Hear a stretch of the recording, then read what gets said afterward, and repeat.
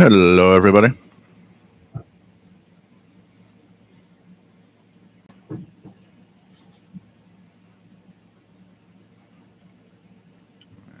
Here we go.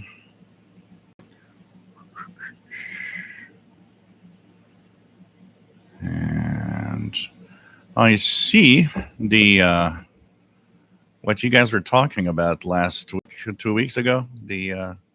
I have a bubble with a heart on the bottom right of the chat now. It wasn't there last time. Now it is. And there's other options if I put my mouse over it. So hey, okay. Some not needed weirdness. I really don't need that. Okay.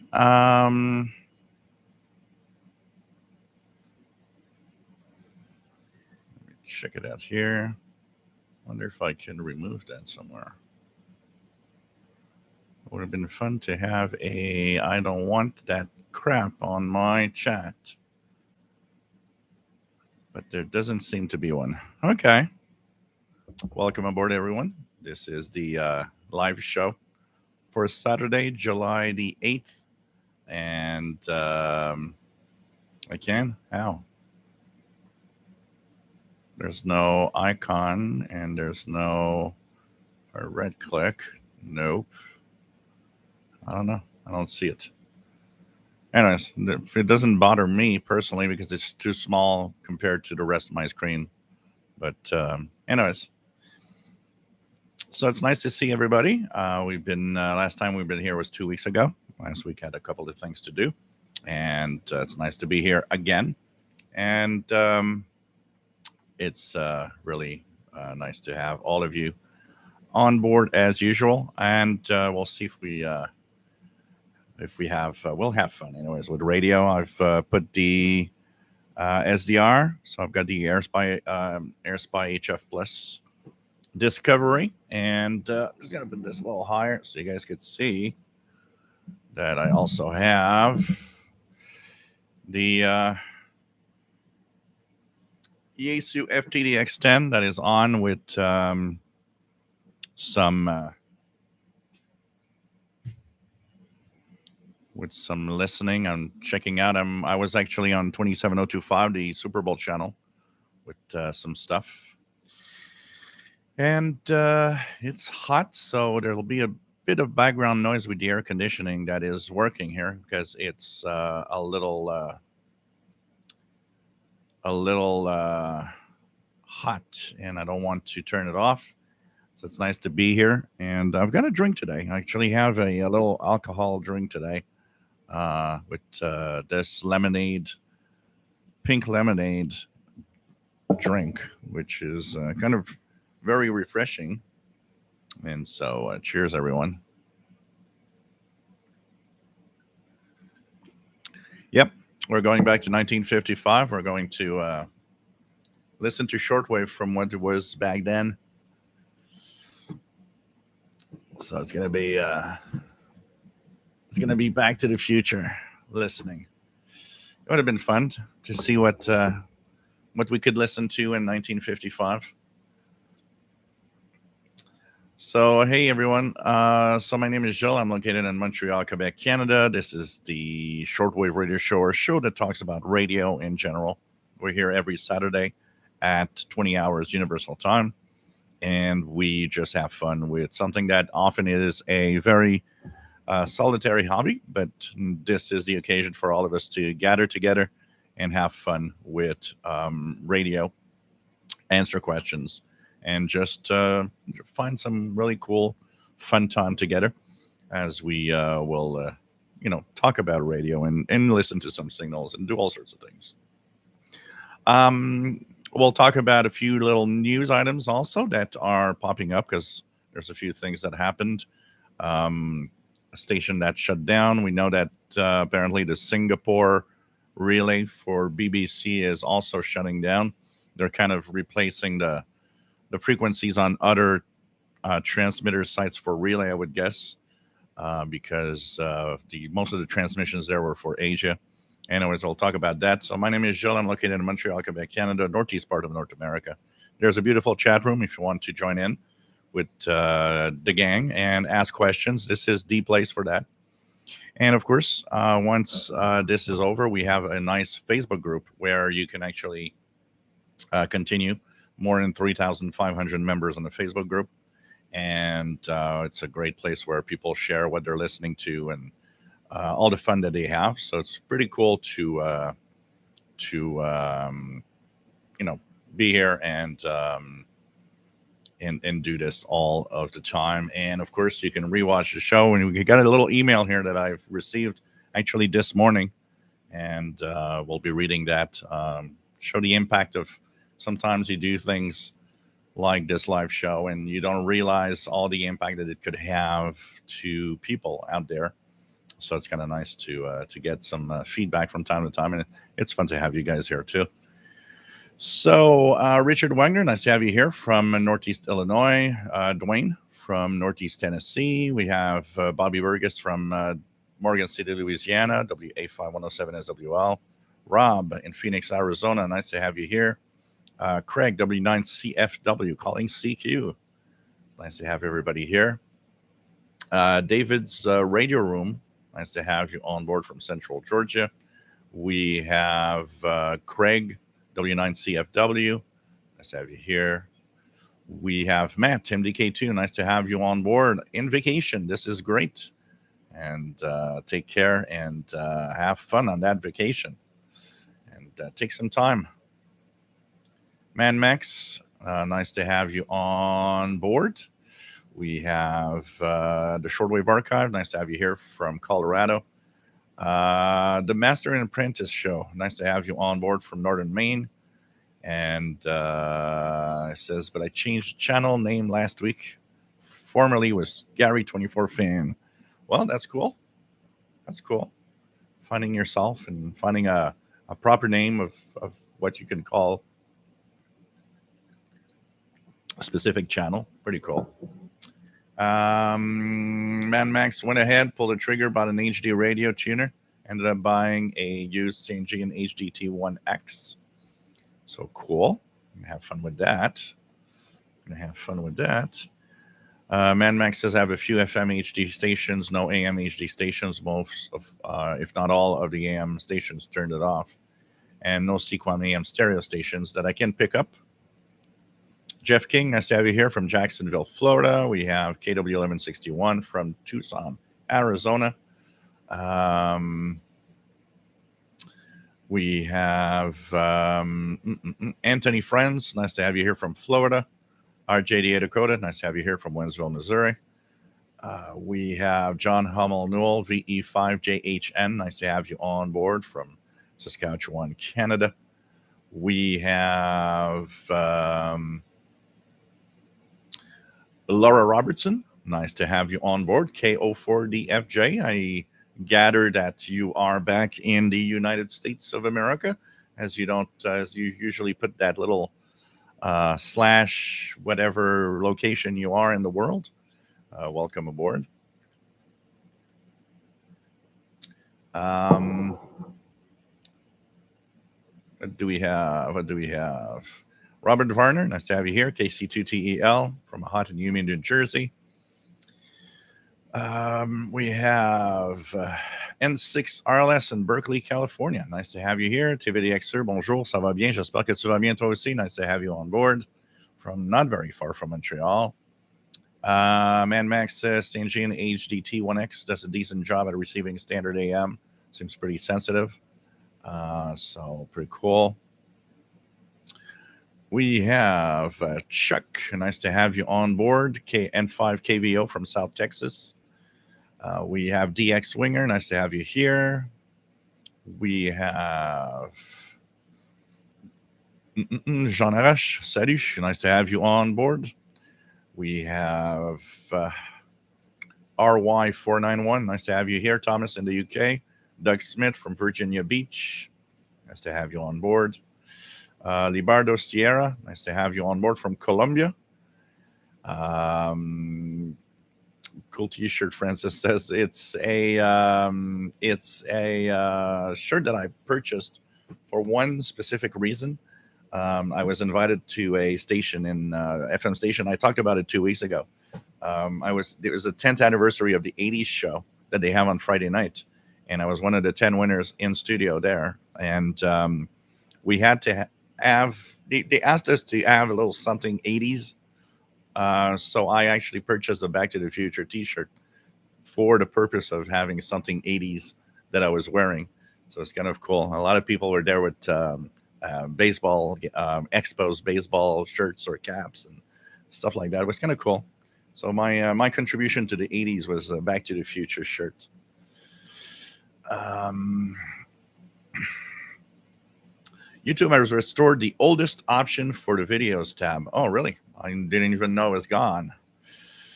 Francis, more nice to have you here. Jean Arash, did you have a good Canada Day? Yeah, it was a lot of fun. But, took it easy. Jim's Radio Check, nice to have you here from cloudy Chicago. Francis Moore, nice to have you here. Greg, nice to have you here. Brad Shaver, nice to have you here from North Illinois. What else do we have? Let me go down. So, yeah, we're going back to 1955 and listen to Shortwave from 1955. Jim Bally, Mr. Bell, nice to have you on board. And he's going to look for the flaming tire marks. Kevin, nice to have you here at WS2H. Nice to have you on board. Says, had a good beach today. I've learned to ignore my local weatherman. They have not been very accurate lately.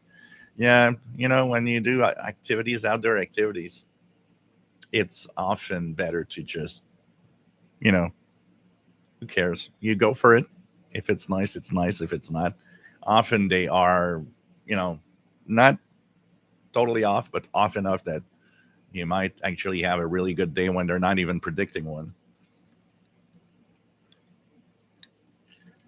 I mean, here it's been hot, and it's been they've been predicting a lot of rain all the time, and it's been kind of not really that rainy. We had a few big thunderstorms, but for the most part, it wasn't that bad. So Trim Valley, Mr. Bell, nice to have you here from Portland, Oregon. We have RY491 says the contests on 40 and 20 drive me nuts. Well, contests. Some people like that. If I haven't participated in one, but I could see myself contesting eventually. And there's a work bands that you can go to if you don't want to be there, and there's other stuff. I mean, I know a lot of people that it annoys. Personally, I'm not annoyed at contests. I'm more annoyed at not the contests, but the lack of respect on the bands, and we had that a couple of times this week. I was doing some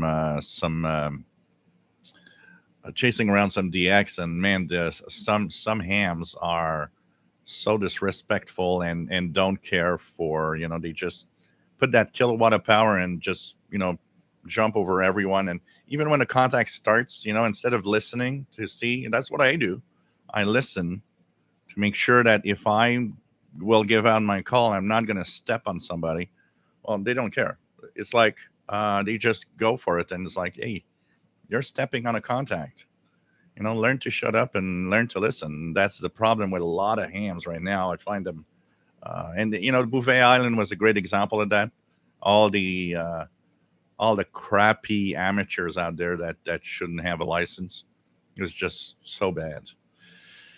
Autism's Radios and More channel. Nice to have you on board. Mohammad Urian, nice to have you here. Terrence, nice to have you on board from New Jersey, KD2ANN. Mark Hill from Park Rose, Oregon. Nice to have you on board. Let me just go here down and try to catch up again. Just going to put this. It's a little more quiet now on the Super Bowl channel. I actually made about a little more than a dozen 6-meter contacts this week, and one particularly that really, really was great. I actually made a 6-meter contact with the Dominican Republic on Thursday. I think it was Thursday, which was so cool. It's like, wow, yes, first official contact made outside of the United States, because most of them were United States pretty much. So What else? John Beckham, nice to have you here from Northeast Florida. What else do we have? RY491, love the 50s. Shortwave was buzzing. Yep. Eric Cottrell, bonjour, hi. Nice to have you here from hot Boston. Antenna Autism Radios and More says my antenna broke on both of my radios, but I am getting one fixed, and also I'm getting a FM transmitter. Yeah, you got to be careful with those antennas, portable radios. You have to really, really be careful.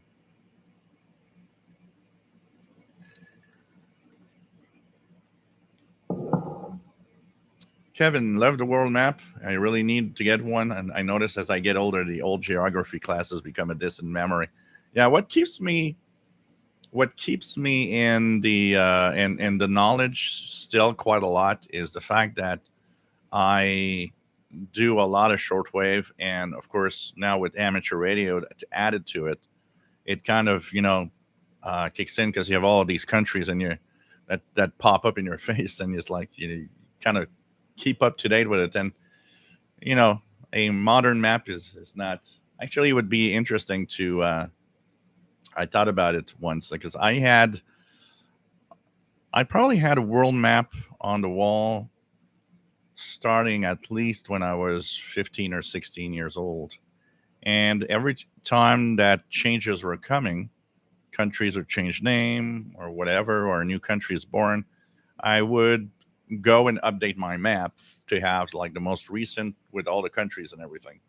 And now today I think about it, it's like it would have been interesting to compare each map from every few years up to today, from back in the 80s, and see all the changes that came through on the world map everywhere around the world. What else do we have? Yeah, it's gonna be there eventually, Greg. I'll have the special show showing all of the my shortwave radios. Glenn Danzler, nice to have you here from tropical South Carolina. Um, we have Roberto Rojas, nice to have you here. Father David Good, nice to have you on board from the UK. G0HCP and MA3374SWL, welcome aboard. Jim's Radio Check. I thought I heard there was a huge solar flare coming. Well, that's the problem with solar activity and predictions. So there was on July the 4th, there was a couple of huge solar flares. The problem is they weren't directly facing Earth. So what happens is that there seemed to be a CME, a coronal mass ejection, that was heading for us, that was supposed to arrive like yesterday, the 7th. And it finally didn't really, there were some unsettled conditions, but it pretty much stayed unsettled. There was really no geomagnetic storm or anything. And that has a lot to do with, it's difficult to predict what the effect will be and what part of a solar flare will we have. But right now the sun has a lot of sunspot groups, but there's one particular huge spot which is 3363. I think that one will be a spot to check out, because that could flare, and as it moves towards the center of the disk of the sun, it will be heading our way if something flares up. So kind of interesting, but that's solar prediction for you. It still has a lot to improve. Just look at solar cycle 25. Solar cycle 25 is much stronger than anybody predicted, and that just tells you how we are incapable of really predicting the future solar cycles, what they are like. Nick Casarino, nice to have you on board from CountyCom in California, N6VOA. Nice to have you here. TB Oslowski, nice to have you here from Medicine Hat, Alberta. Rob Carter, nice to have you here from Waco, Texas. Philip Jones, nice to have you here. We have Sheila, nice to have you on board. Man Max finally found a use for the Yulip antenna. It's the only antenna I have that'll work for the AM side of the St. G and HDT on X. I don't like the MLE30. It didn't like the Texan AN 200. Yeah, some radios are very picky on what you can use. Just look, when I plug in the tube radio here, this thing refuses to work with an MLA 30. Something about it is just not what it wants. There's some kind of huge mismatch in something. It's weird, but um, you know what? The My end fed for my Yaesu is works great for it. So I just unscrew. I only put alligator clips to plug to the terminals in the back, and honestly, it works magic on this old radio. But the MLE 30, forget it. It doesn't work with this. And some of the All American 5 AM radios I've tried the AN 200 to try to enhance medium wave on them. Doesn't work. The principle of the way they work is just not the same, and you see that it just doesn't react the same way. So what else do we have? So John Beckham, Michael J. Fox, and Back to the Future. Yep. So sad to see what happened to Michael J. Fox, though. Oh, somebody calling on the Super Bowl channel, 27025, channel 6.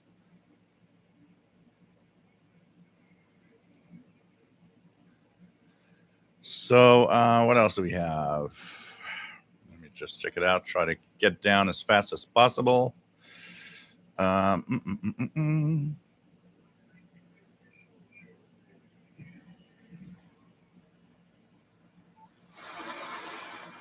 Somebody calling on channel 6. I don't know. 27025. You just mentioned shortwave.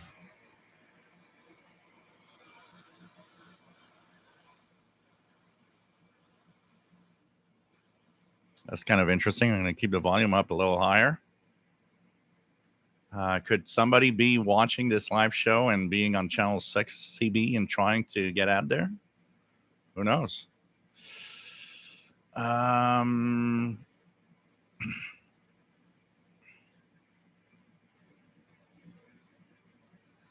Lawrence Gilmore, nice to have you here. And it says, hope you and Paul and all the gang doing well. Everything's pretty cool here in Boston. Actually not cool, but having a great time with shortwave listening. Cool. Thank you, Rob, for the t-shirt. Shortwave archive looks like it's going to rain in Colorado. Storms in the UK, says ROI 491. Ryan Jacob, nice to have you here from Louisiana, WKI5GZO. We have Garrett Brennan, nice to have you here from Dublin, Ireland. Laura Robertson, where is the best forum to sell some shortwave radios? Look, you can sell them on eBay. You can also, if you're on the Facebook group, you can put them for sale there. I'm sure some people will be interested without any problem. Baby 1000, nice to have you on board from Connecticut. Meta Lunar, nice to have you here. TV Ostrowski studying for the ham ticket, and it's crazy difficult. It's so technical.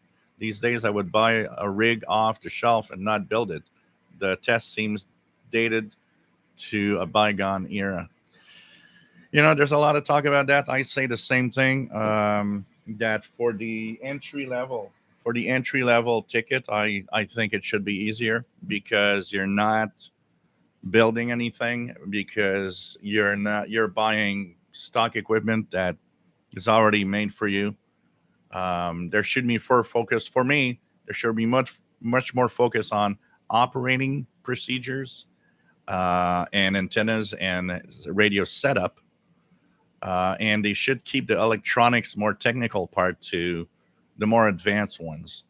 But this is not going to change tomorrow, and it's dreadfully difficult to change anything in there. Um, a lot of old hams that just refuse to. It's a little bit like when there was the CW. The CW went away. Oh man, the number of people that just weren't happy because of that was crazy. But hang in there, and I would tell you as a trick to the ham ticket. The ISCD online has the bank of questions. It can actually give you the exam that you can go and pass online to practice. Do that several times a week. Go and answer the 100 questions. Look at your score. Because part of it, and I think there are a lot of hams that actually are like that, they don't even understand much of what they read. They remember the questions, answers by heart. And it ends up that they pass their ticket. And I'd be, I'd like to know the number of hams that passed their ham ticket just because they have a good memory rather than really having the knowledge. The thing is, because I have a background. I went to school and learned about electronics and stuff like that. So for me, it wasn't that hard. It was actually, I probably would have passed it without actually having the passing you know, the course. But I thought it was important, and I always say it: if you are to get your ham license, pass, go and pass a course because you're going to learn stuff, and it is going to make you a better ham. So hang in there, you can do it. Ricardo S, nice to have you here from Portugal. Mr. X, nice to have you here. We have Tech Guy, nice to have you on board. And well, here I don't have dead bands. I got 6 meters, 6 meters. The channel 6CB is has a little bit of activity. I've got 15580. I've got signal, a slight signal from Voice of America. Let's check it out here. Let's see if whoops, zero. Turn on the amp. Spain on 15520.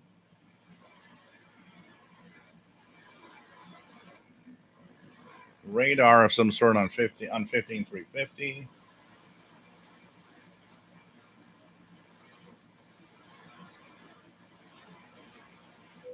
Look at that signal. That is WWV on Colorado coming in really, really well.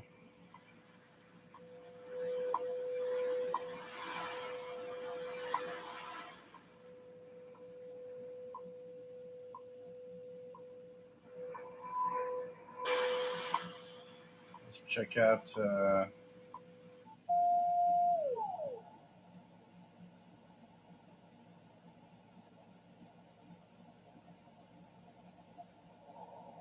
I'm hearing it's not very strong, but I'm hearing RWM time signal in Moscow on 14996 right now. So pretty cool.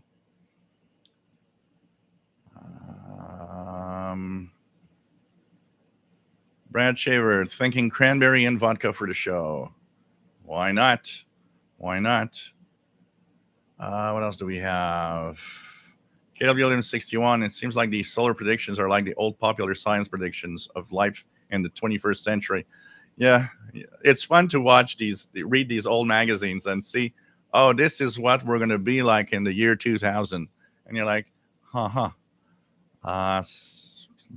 Not been there, not done that. Artist Alec Crafter's Kitchen. Nice to have you here. 2 Alec Crafter sets that the MLA30 does not work well on, but works great on the XX42. Some tube radios just don't work well on it. RF stages, maybe. Yeah, that's what I guess. The way that they're designed, they don't like the way that the signal gets from there. We're going to take a few seconds because there's going to be some ads for some of you. So we'll be back in about a minute or two as we tune around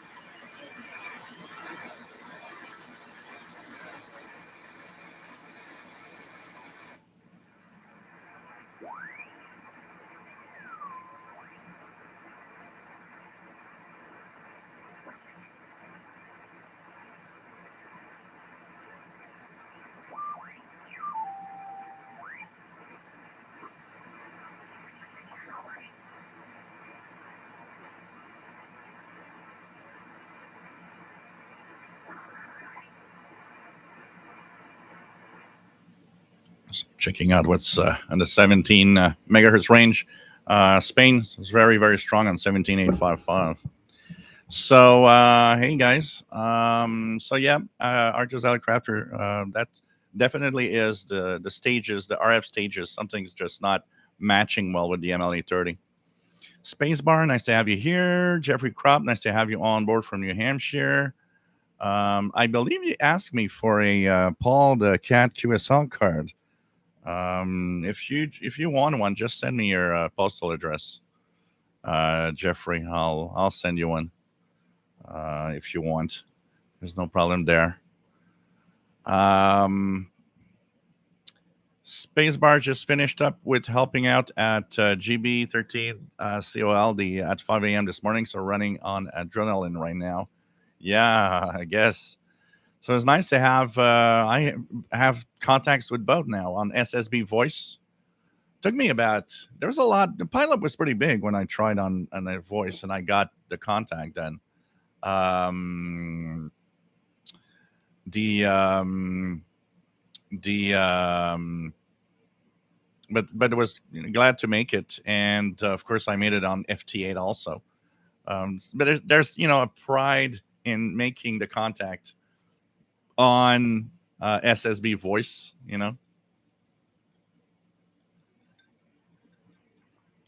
Jason Sitar, does fire smoke affects radio signal? On low frequencies, no. They can on really high frequencies because anything that is fine particles can start blocking signals when you're in the gigahertz range. And you're very, very high in the UHF ranges. That could, but on the shortwave, medium wave, long wave level, no.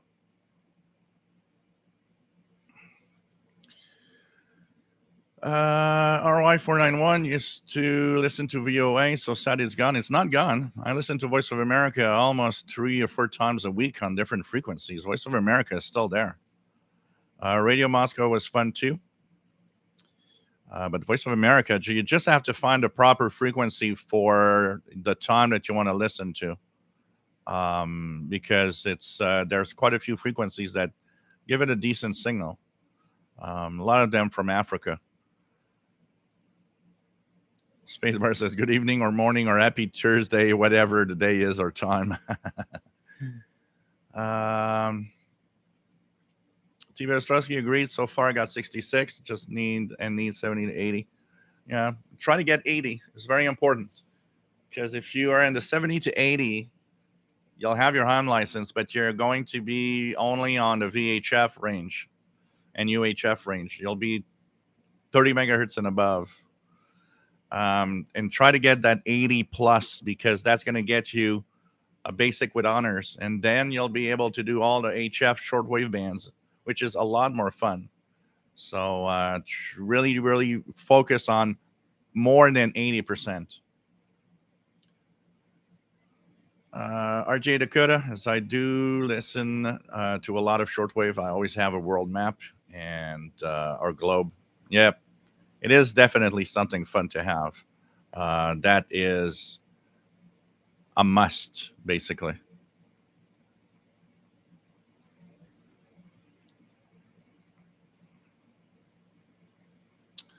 Father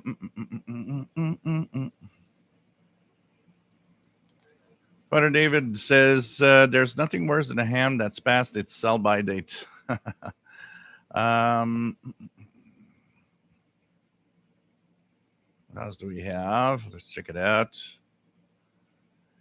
Uh, Jerry Wisecall, nice to have you here, upstate New York. Propagation is pretty bad. I've had luck getting on the ham bands early in the morning. Activation parks on the air.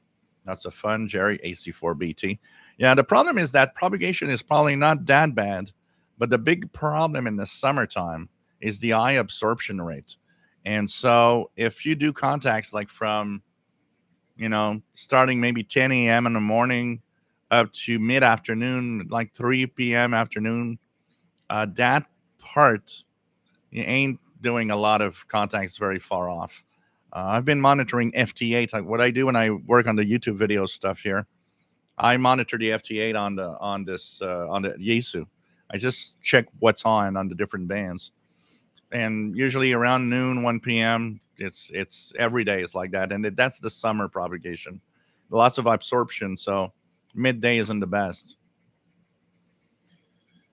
John Beckham says nothing is like it used to be years ago, including getting a ham license simply because the test has been skimmed down, removing CW.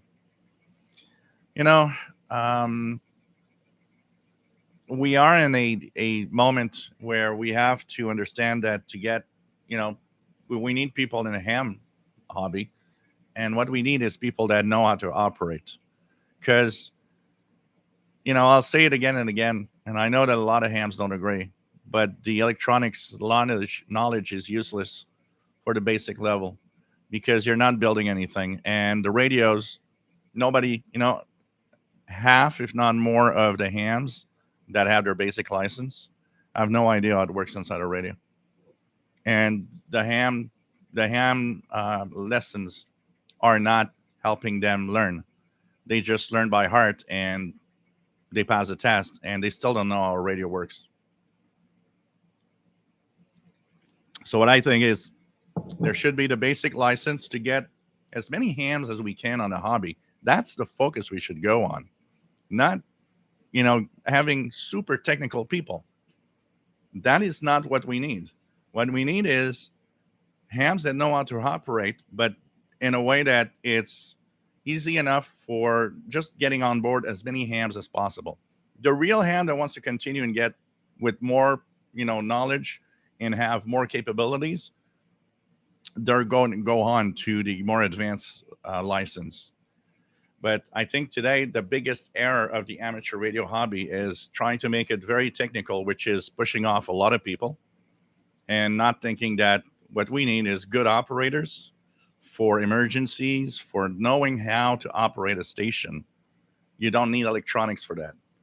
What you need is an operator. You need somebody that knows how to operate a ham station, and how to perform, how to be polite, and how to do it in emergencies if needed. Because I tell you, of all the hams that I've seen around me, none of them dabble in doing anything electronic, and they just buy stock stuff and they use it, they operate, but they don't know half of whatever is happening in that radio. And honestly, that's not what we need to know as amateur radios for the first basic license. Learn to operate and be there, bring as many people as possible. Then have, with of course the like we do now, the rules that what you can do, the limits you will achieve because of that. And if you want more, if you want to learn more, then we have a more advanced license, and that one will give you the electronics basics, will give you all of the technical details that is required. Ray Boyle, nice to have you on board from Stockport, Britain. Tech guy, can hear WWV. Yeah, but that doesn't mean anything. You've got to be careful in pinpointing, and that there's a lot of people listening in that will focus on propagation's bad because I'm not hearing WWV. Doesn't mean anything. Propagation shifts and changes. And one of the biggest mistakes I see right now on many of the groups is people saying, I don't hear 25 megahertz WWV, so the high frequencies aren't working. They are, but they're not working the same way in the summer and the winter. WWV on 25 for me is a winter, fall, winter, early springtime. In the summer, I almost never hear it. And it's not propagation is bad, it's propagation is different. And a lot of people don't understand you got to adapt your listening on summer and winter in different ways. But a lot don't. A lot think that I'm going to do the same time, the same things in July that I do in December. But oh look, propagation is bad. I don't hear anything. No, that's the mistake. Is your habit of listening, not necessarily propagation is bad. Right now the K index is 1. I just checked, it was 1, and the geomagnetic field was quiet. There was no real solar flare. The sun is not flaring. The solar flux was like 160. Propagation should be good. It's just that it's different, and there's a lot of mistakes done on that knowledge part. So remember that midday, summer, is always the worst time. It's not like in the winter. In the winter, in the 1 p.m., 2 p.m. in the afternoon, I get tons of European signals from Africa, from the different relays. But that ain't happening in the summertime because the absorption is higher. It's very different. You got to adapt. It's more fun to listen in the evening or in the middle of the night in the summertime than in the winter. In the winter, often in the middle of the night is where it's not necessarily that great. So there's a lot of shifting propagation, and there's a lot of knowledge around that needs to be done. And, I've noticed that a long time ago, but because I've been listening for 40 years. So we got to adapt our listening and not focus too much on, I don't hear WWV, so it must be bad. No, it doesn't work like that. Francis Moore, following your recommendations about a refurbished Windows tablet and used SDR Player SP1, both in mint condition, for 150 pounds, has totally changed the way I listen to shortwave radio. Yep, I'm sure you're going to have a lot of fun like that. Penny C, nice to have you here. Fred Water, nice to have you on board. Christopher Cullen, nice to have you on board. Christopher from North Wales. I did a software update on my Deep Elect 101 only to make it worse. Now the speaker does not close when I use headphones. Huh. Okay. I should try it. I don't put headphones on it, so I've never checked out. But yeah, it could be possible that it created a glitch. Software updates, that's the problem. They can be a lot of fun bringing new features. They can sometimes be buggy. Jay Wolf bought a Texan PL 680 as the first shortwave. You're going to love it. It's a great little radio. You're going to be happy. Omar Comics, I'm new to radios. What's a good tabletop radio that I can pick up the amateur or global channels? Get a good portable. There's not, that many tabletops today, and they're very expensive for nothing a lot. So it's, you better with a good portable. There's a lot of good portables today that are going to be great for listening. Spacebar, we used to have a program on TV in the 80s and 90s on the BBC in the UK called Tomorrow's World, which used to show the tech that might be coming out and what the home of the future looked like. Yeah. I remember seeing a video of a house of the future computer controlled, and all of it was controlled with a Commodore 64 back then. And I'm like, yeah, okay. That's not exactly how it's happening. It is starting to happen, but not exactly in the way that they were talking about. Mr. Steve's Garage, nice to have you here. Yep, I know, a spacebar. It was a lot of fun.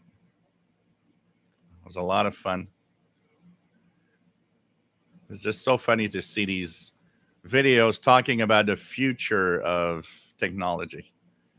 It usually doesn't really work well. Miguelito 69, nice to have you on board, my friend. I kind of recognize that picture. Haha.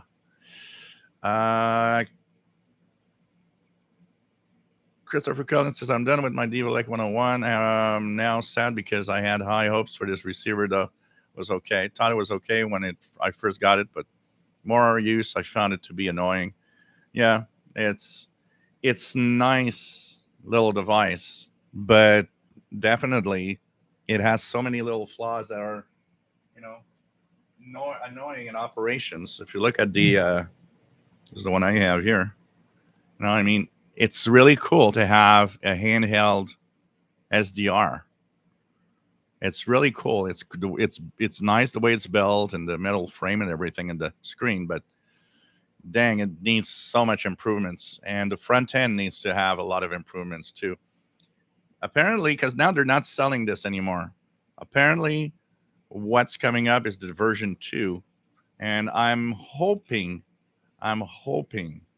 that the I'm hoping that they might fix all of those flaws, and that it might actually be decent. You know. What else do we have? John Beckham, perhaps due to my location, the northeast of coast of Florida, WD on 15 always comes in the strongest over 25, 5,000. Yeah, we always have a frequency that's usually better depending on where we live, how far we are from WWV, from Colorado, and so on. I think each location has its best frequency. Here, 15 is usually one of the best. In the evening, 10 will be one of the best. In the winter, 5,000 will be probably the best. But in the winter time, I usually get 20 and 25 really well.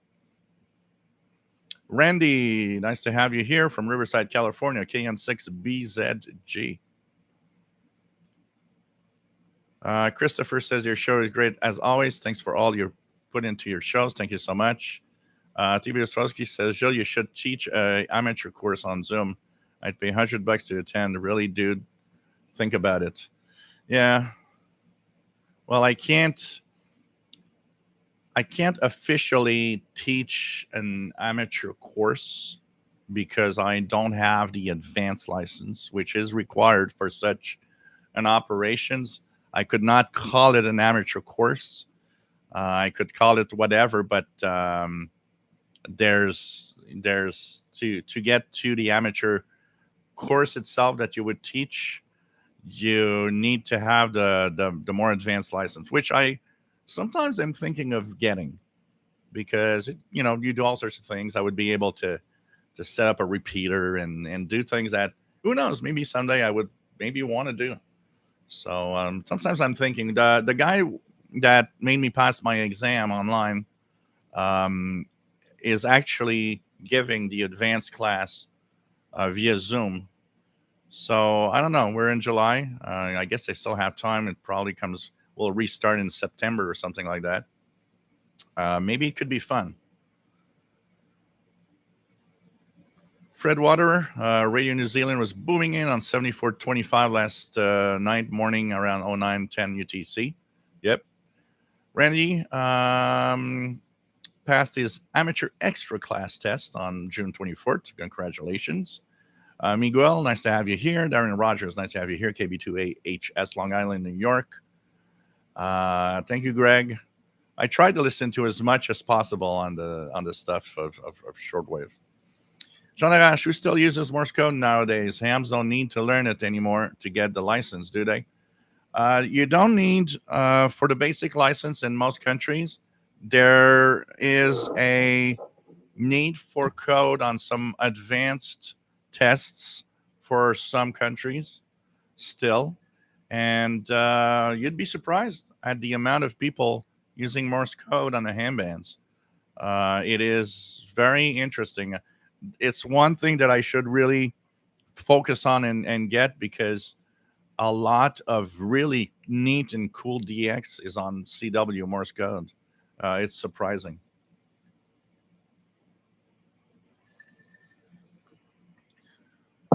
Mark Engel says, I'm an excellent promoter of amateur radio. Well, hopefully, the more we are, the more fun we have. So why not? Why not? Trying something here. Something is weird here. Okay. Jeff King, some hams look at it as a tight knit social club rather than a hobby that needs more operators. You know, every time I start talking about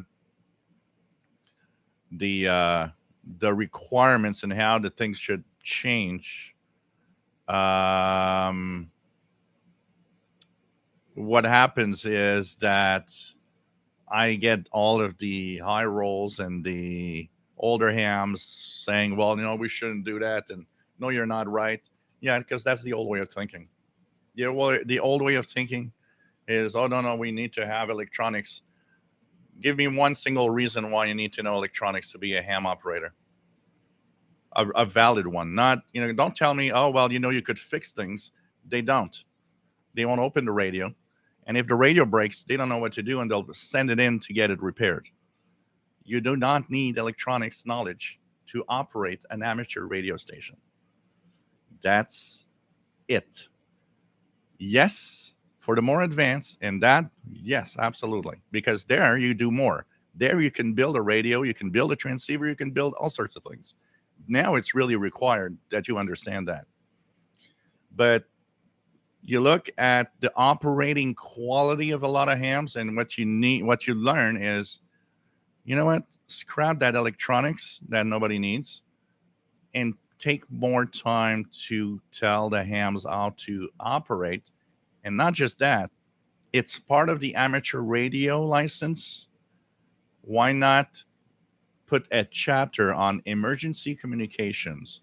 Be prepared and how to operate, how to start something if there's a disaster in your area. That's what we need, because that's what amateur radio is for in the basics of things. And let the ones that want to move on to the advanced, more knowledge, side of radio with electronics and everything, go to there. The ones that want to do that are going to do it. And I do not agree when I hear people saying, well, if you dumb down the exam like that, we're going to have bad hams. There's tons of bad hams right now, including 50-year-old hams that shouldn't be on the air anymore. And I'm tired of all the grumpy hams. I'm so sick of the grumpy hams that just can't, if I see somebody telling me, oh, well, FT8 is bad, I'm going to puke. You know what? It's a mode like everything else. And stop annoying people saying that what you do as a ham with this or that is not ham radio. Mind your own business and stop annoying other people. Do your ham the way you want it, but leave the others do it the way they want it. That's the basics of it. And I do FT8. It's fun. It's not what I like the most. I will rather talk to you with my microphone a lot more than FT8. That's more fun. This week I did hybrid work. This week almost half of the contacts I made on my logs are SSB voice, and a little bit of FT8 inside there. Of course, there's some DX station on FT8 that you want to go get, but the basics of things, don't annoy the ham that wants to do is ham radio his way. Okay, you want to stay just a VHF and be on the net every night, say hello to everybody, and that's your thing, go for it. Fine. I got nothing bad to say about that. It's not me, but you like it? Cool. You want to do FT8? And that's the only thing you're going to do for the rest of your life? Fine. That's your thing. But there's nobody that should be every single freaking day posting somewhere FT8 is crap and that you shouldn't be doing it, and you're not doing ham. Yeah, when I see that, it's like, yeah, no wonder we're not getting hams. You guys are idiots and don't even know how to respect everybody and do contacts properly. So that's what I had to say about ham radio. What else do we have? We have Harold Anderson, LB1NH in Oslo, Norway. Nice to have you on board. Lion Roars, appliance operators. Yeah, that's what people that don't know what AM radio should really be say. Because I'm not an appliance operator. I can tell you one thing. If that is the way you feel about people that don't have the electronics knowledge, you're so way off in the hobby of amateur radio and understanding what it should be. I don't have respect for people like that. What else do we have? Steve Jostlowski, 20 years using a radio in the military, Department of Defense. Never had to build or fix a radio. If you want to grow into the hobby, that's fine. But to have the cart before the horse makes no sense. You know, it comes from the day because the electronics knowledge was indeed required at one point because the equipment you had to be fiddled with a lot in the old days. You wouldn't get a transceiver for a long time that just worked necessarily all the time good. And that electronics knowledge, they gave you it because you needed to kind of know how your transceiver worked a little bit because you might need to be able to fiddle with it or fix it in some way. But we're in 2023 where we're getting solid state devices. You don't fiddle with them. You don't even open them to go do anything inside anymore. You know, some do, absolutely. And some have that knowledge from the start. I have that knowledge from the start because I studied electronics. But that's not what amateur radio is. Anybody thinking that we need that, electronics knowledge and all of that doesn't understand what amateur radio is. It's operating a station, okay, in different ways to either just as a hobby, but also as if emergency situation is there, being there and doing it, knowing how to operate that station in such moments. This is amateur operations, okay? It's an amateur radio operation. If you're not happy that we would remove the electronics off of the test, I don't care. But that's not needed now. And it was not. And I can tell you, I know a lot of hams that have no idea of how it works.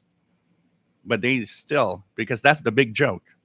The big joke is, oh yeah, we're going to put the electronics in there to crap out a lot of people that will never get their ham license because of it. So we're cutting a lot of hams, possible hams that will be great people, great hams in our hobby in the future. And also, like I said, the ones that want to go further, they'll go further. And you know what? That's what we need in the hobby. And, and the number of hams I know that I have not understood anything in the electronics there, and there are operators, tells me how that's a big joke for the amateur license and the basic license. Okay? That's the thing. Let's form amateur operators that knows how to operate, maintain a station, set it up, and be there in emergency. Let the ones that want to be more technical go ahead in the advanced lessons. And that's the way it should be in 2023. We don't need electronics anymore in the basic. It's a thing of the past, but of course, all the grumpy old hams don't want to change that. Then we're not going to have a lot of operators because people are not going to go ham radio because it's too complicated. And it's not dumbing down. It's making the amateur hobby specifically in the way that it's supposed to be.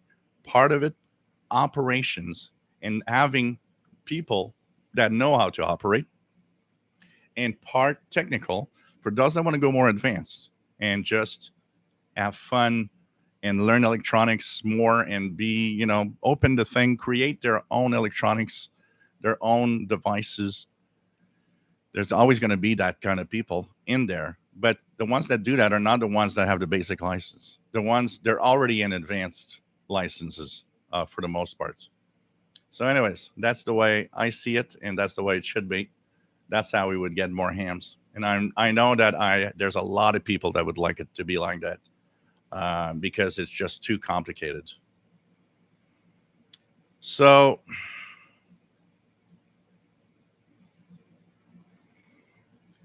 that's the way it is.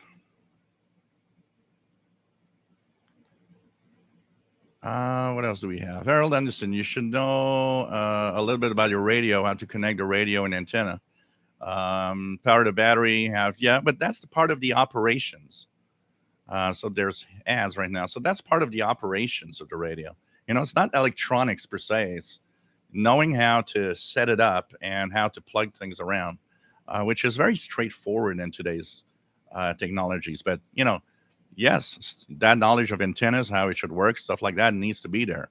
That's for sure. So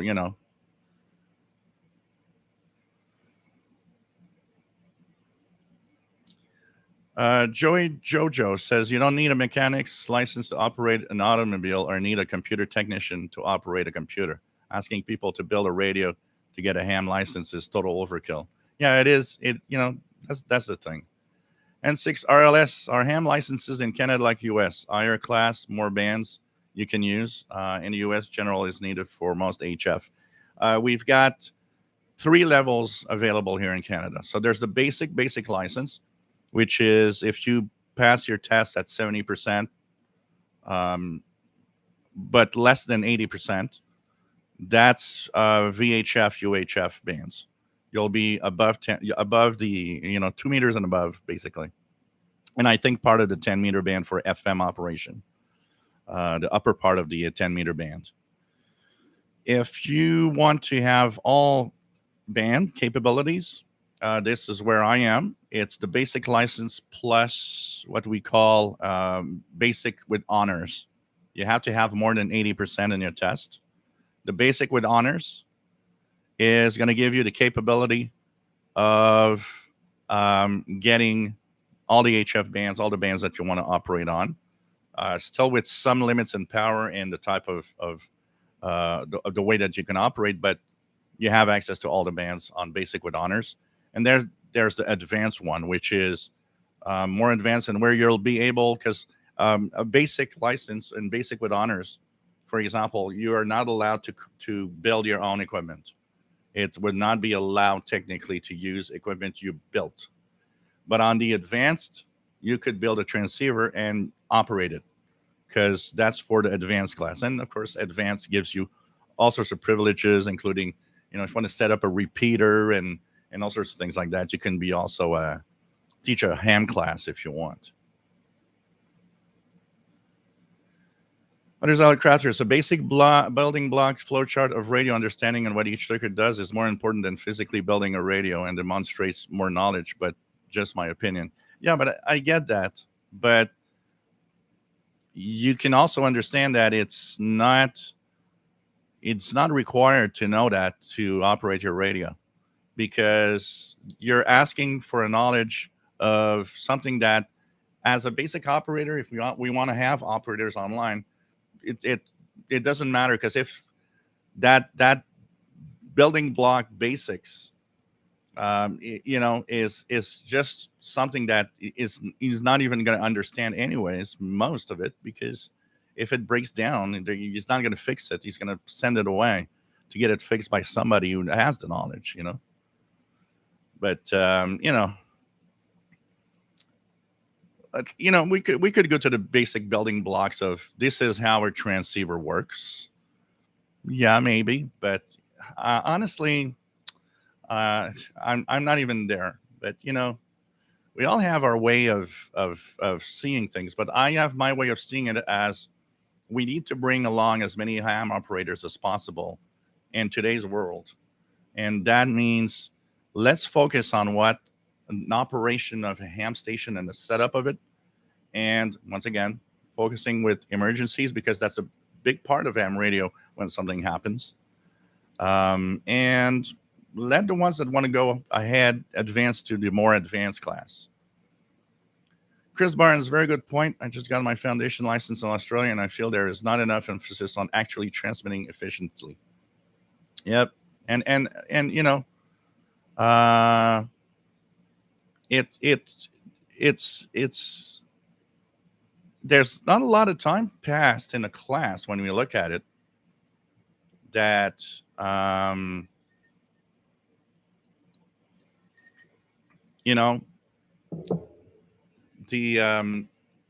the operations per se. There's a quick, you call CQ 3 times and this and that, and it's like, yeah, but that person, when he gets his license, sits down in front of his radio that's now all set up, is still doesn't know that well. What do I do from here? There needs to be more emphasis on that, honestly. Yeah, you're the one that thinks that we need a license for a transceiver, Lion Wars. We don't. Get your facts right. Owning a transceiver is not illegal without a license. It's using it on a handbands to transmit, that is. Southern Illinois, nice to have you here. W8921SWL, 9211SWL, Southern Illinois, nice to have you here. FT80 is a mode that you can use, and that's it. It's part of all the choice you've got there. And there's too many hams also that complain, well, there's no this, no that. Yeah. When did you get on the air and call CQ? I do it all the time. If we want to have activity,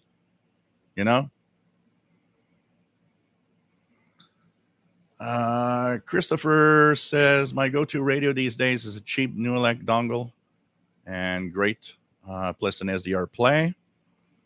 S. Patrick, 50-year-old hams. Heck, the average 70 plus. No stroll frequencies. N6RLS, unfortunately, just having electronics knowledge doesn't equal manners and courtesy on the air. Definitely.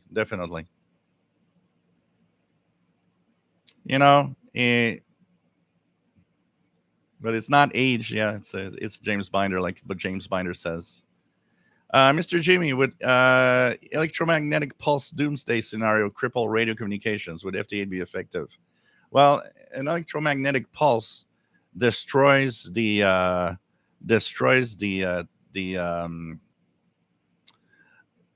radio's front end if it's not shielded enough, because it's going to blow out the amplification stage when a really powerful one does, like a nuclear explosion. But once that basic explosion has been done, the ionosphere gets back on its feet quite rapidly. And actually, any radios that survive will be capable of using HF or, any mode, or make communications come back. It's just a temporary thing, though. Michael, Morse code is cool. Absolutely. Southern Illinois, I totally agree with you, Joe. I'm also sick and tired of comments on my YouTube channel telling me that I'm doing everything wrong. Let me do what works and is working for me. Yep. S. Patrick says Morse is great, especially when you try to transmit with just milliwatts and try to get QRP. Sheila, understanding the inner workings and parts of a radio in order to get a ham license is a big like becoming mechanic to get your driver's license. Focus the attention on the operation. Exactly. I think you, Sheila, and there's been a couple that gave out that example of the driver's license. Driving a car is like operating a ham station. There are things you need to know and do. You need to know how to put gas in it if it's a gas car. And if it's an electric car, you need to know a few things about electric cars and charging. There are some basic stuff that you need, but you don't need to know electronics to use a electric car. It's not, it might help you, yes, because, yes, knowing electronics will help you in certain things, but it's not, you don't need electronics, and you don't need how an engine works to know how an engine works to drive your car. But you darn need to have a good manner and a good way of driving it and not being an idiot on the road. And it's a big part of, operating a car, operating a ham station, same thing. So, yeah, I don't think there should be electronics for the basic license.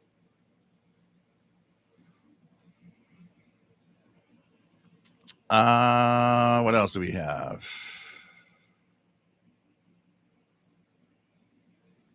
Yeah, but the Lion Roars, the problem with radios today, because that is the case for a lot of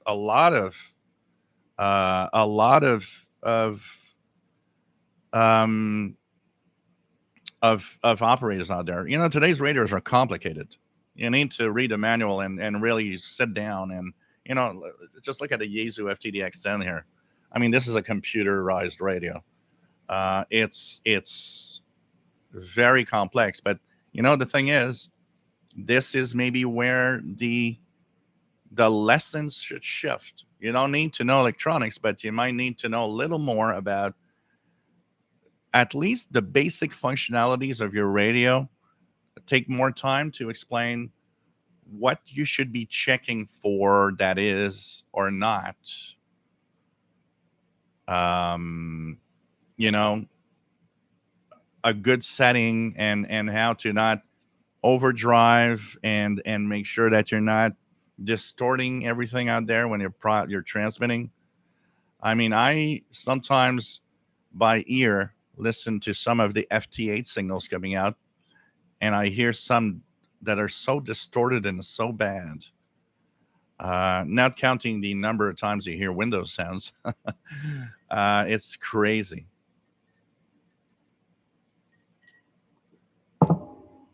It's totally crazy. What else do we have?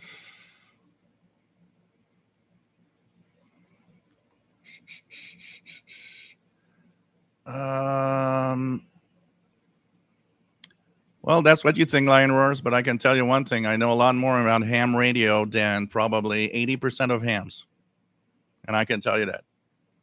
And 40 plus years of listening to ham and reading electronics of all sorts and CQ magazines and all the things, I can tell you that I compare to you probably very well. If we had a test to pass together, I can tell you you'd be very surprised at the what I'm going to get as a rating. You got to be very careful because that's the kind of conversation, Lion, that is, and I hear all the time about hams that say that shortwave listeners are the they poo poo them. They're in the bottom of the knowledge scale of anything radio. Well, not true. Mike WX50, nice to have you here from Northwest Arkansas. What else do we have? S. Patrick knows Morris was taught by the government. I don't think it should be required, but nice to know. It was important in the 80s intelligence. There are newer technologies today that do a good job, but we got to have where I would say that Morse could be useful in cases where really there would be no access to much technology, but you need to operate. When we remove the low signal modes, like the weak signal modes, like FT8, for example, which beats Morse code in detection, that Morse code knowledge in a difficult to operate environment could sometimes still be important. RJ Dakota, in a lot of modern electronics, there are way too many things in these radios. Oh, yeah, definitely. Look, it's the radios today. They sell radios based on I've got all of these features that the other doesn't, or I do it better. And then you look at it and you're like, in everyday use, I press 4 or 5 buttons out of the 100 on the radio and operate. And you're like, yeah, okay, that's nice. Okay, you've added this thing and that thing, but it's like, come on, it's almost as if the first one that's going to add that new thing, oh, like I need that radio.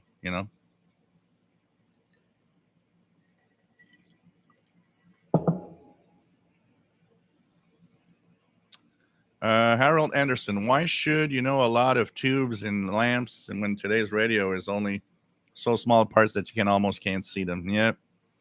Oh, absolutely, Iron Roars.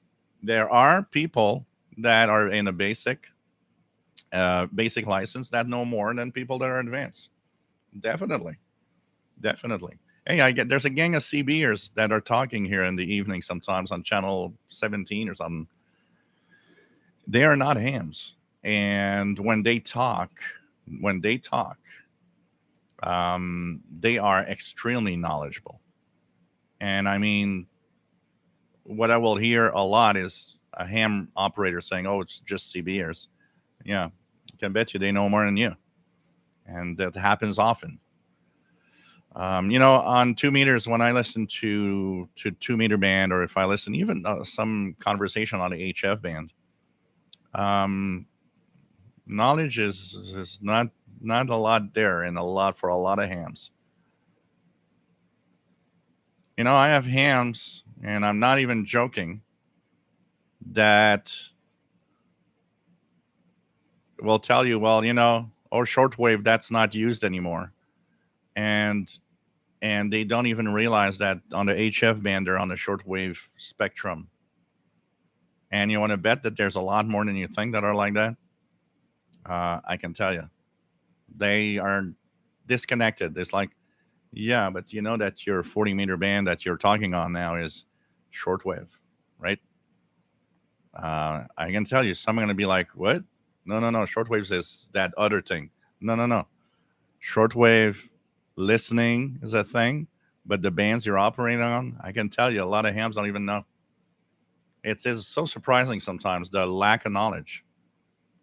John Beckham says, I can remember in the early days of CB Citizen Band Radio, where in the States we had to pay a fee for CB. Yeah, absolutely. Here too. Until the early 80s here in Canada, we had to have a pay for a license.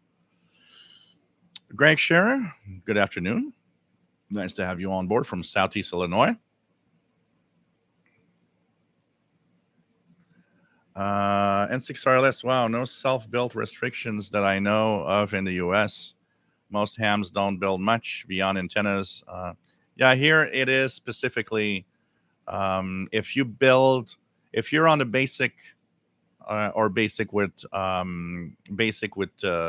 honors, um, you are you have to operate commercial equipment. You have to buy the equipment from a known distributor of good, a good transceiver. And I think it has to do with the fact that maybe somebody could build a transceiver on his own and not have tested enough or have the knowledge to have it operate properly in the accuracy that is required for amateur radio transmissions. Um, so you have to have the advanced license in Canada to actually be allowed to use something you would have built yourself. And what I mean by that, and let's just to make sure that you understand, it has to be designed and built yourself. And what I mean by that is, if you go on eBay, or not on eBay, on Amazon, and you see a QRP, there's a lot of the QRP transmitters on Amazon that you built yourself. You're allowed that. You're allowed. I would be allowed to build that and use it, because it is manufactured by a company, a commercial company, that has built it into some specific specs. But if I, on paper, decide and have the knowledge that I will build my own transceiver off a schematic on the internet, that is not allowed on the basic license. But you're allowed with a kit, for example.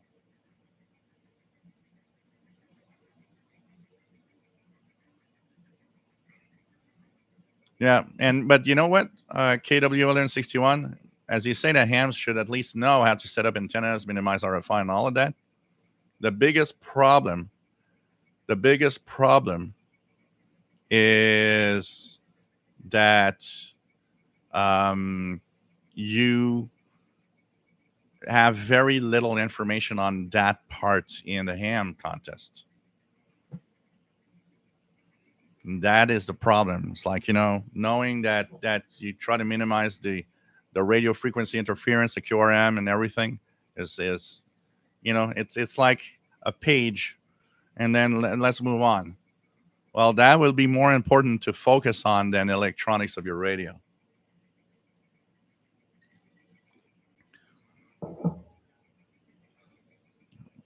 It's not crooked hamsters, man. The ones that tell you that you need your license, that's because they have their own rules. It's not a government rule at all. Artist Alec Crafter says that makes sense. There are many hams that just keep spending money, almost avoiding doing work on what they have. Some are always flipping gear, and that's their thing. Yeah, some is just I want to have a radio, and they'll change radio here and there all the time. So LVR Steelworks, letting me know that you're a fellow secret radio prepper. Good. Patrick says putting up the antenna is part of where you need to know what you are doing for transmitting. Yeah, there are things like that. Brad Shaver, another amazing show. Thank you very much. Where was I? I lost my spot. Here we go.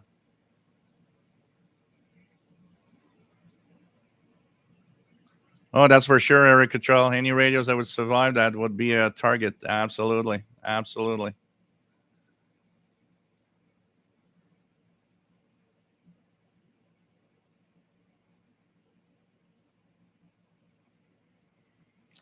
Yeah, that probably is true, KLW 1161. If an EMP has zapped my radios, I'm probably not here anymore, anyways.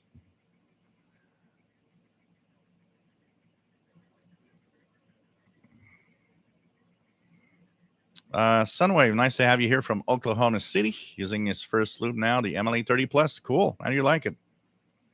John Beckham, I think that would be advantages for a ham radio operator to be knowledgeable in different antenna designs.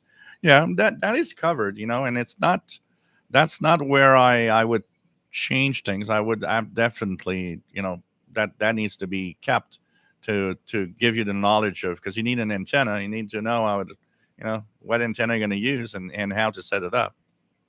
So that definitely needs to be there for sure. Like I said, focusing on operations is what you need to do.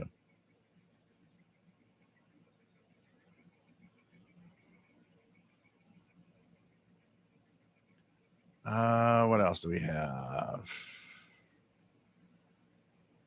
What else do we have? Okay. Hey, Mr. X. Yeah. Well, this. I'm gonna check. I want to check it out this fall to go into the you know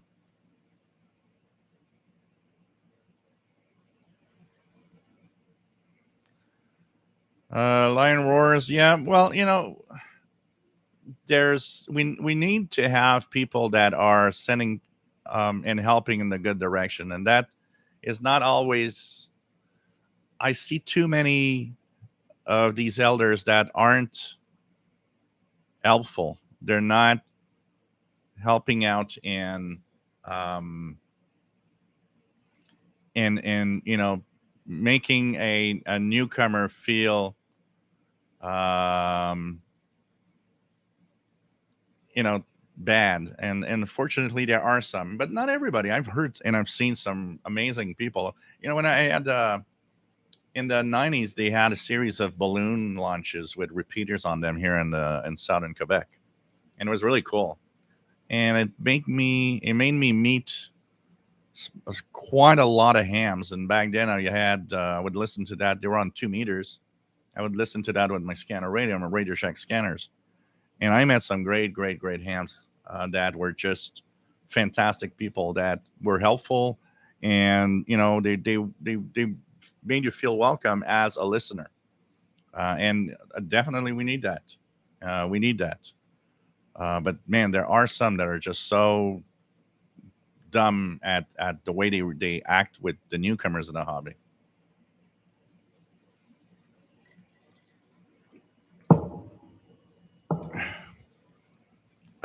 And 6RLS. Almost the first thing when I set up a new computer, turn off all sounds.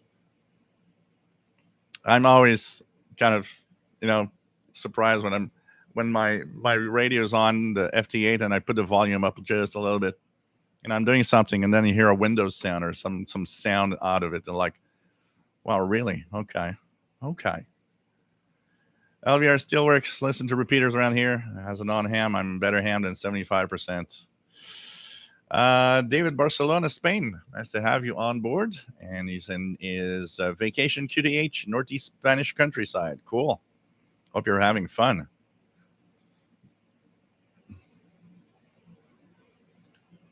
I would love to see the critical ham operators try to install SDR software on the laptop. Yeah.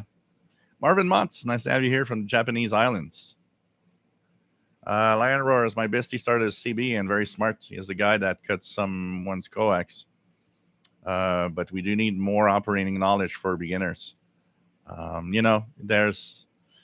think there is a time and there is a place to rethink the whole basic license requirements to fit what today is. Yeah,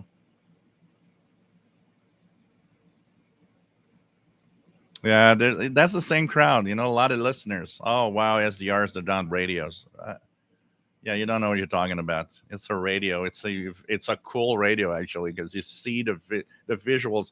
I see so many people have the wrong knowledge of SDRs. They will actually, you know, there's part of them that still think, well, you're using an SDR. That's not a real radio. What is an SDR? It's a software defined radio. What does that mean? It's a radio, but instead of knobs, it's a computer software that's running it. You just click the options on the screen. The screen and the software replaces the buttons and the knobs. But at the end, that little box that you have is connected to an antenna and is a radio receiver. But it's like everything. There's always somebody out there that's, oh, well, it's not a real. Yeah, look, please. Nick Casarino, ham radio is all about learning, having fun, providing a needed service in case of emergencies. I be listening to shortwave for 50 years and never get tired of it. Been listening. I think anybody that wants to become, more advanced operator and all of that, they'll go through and they'll have more knowledge. There's hams that have their knowledge. I hear, like last time I listened to a net on 2 meters, I think is when I got my Yaesu FT65 here. When I got my Yaesu FT65 was when I tuned to a net, and I even participated in the net because I just wanted to see if, I went into the local repeater here from my home. I never went back, but and that's what, last year, a year and a half, maybe a little more. I heard the same voices that I remember hearing from the 90s that were, still there doing nets. And you see that it's the only thing they've been doing is that. And I got no problem with that. If that's the only thing you're going to do in life on a ham radio, that's the way it is. And they're licensed hams. But obviously, those people, if you would look at it closely, that electronics knowledge, they have no idea. You couldn't ask them a question on electronics or whatever. And even antennas, they're using something that plug here, plug that, plug this, and plug it here. And hey, I'm operating. And I can bet you a lot of them are like that. And look, that's not me, and I'm not going to go there, and I don't want to do that. That's not what I want. But there's place for a lot of people like me and like other hams that just want to have more knowledge. They just want to have more knowledge.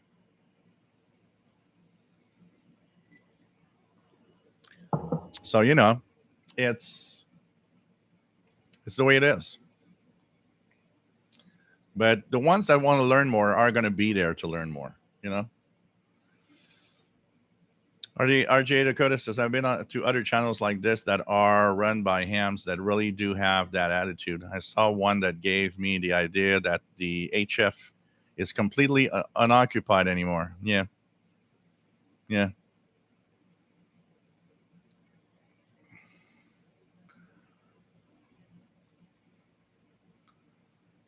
Yeah. Like you say, Archer's out of Crafter's Kitchen. You know, I would bet that probably more than half of people that have a sing detector on their radio don't even not realize that it's used in AM mode.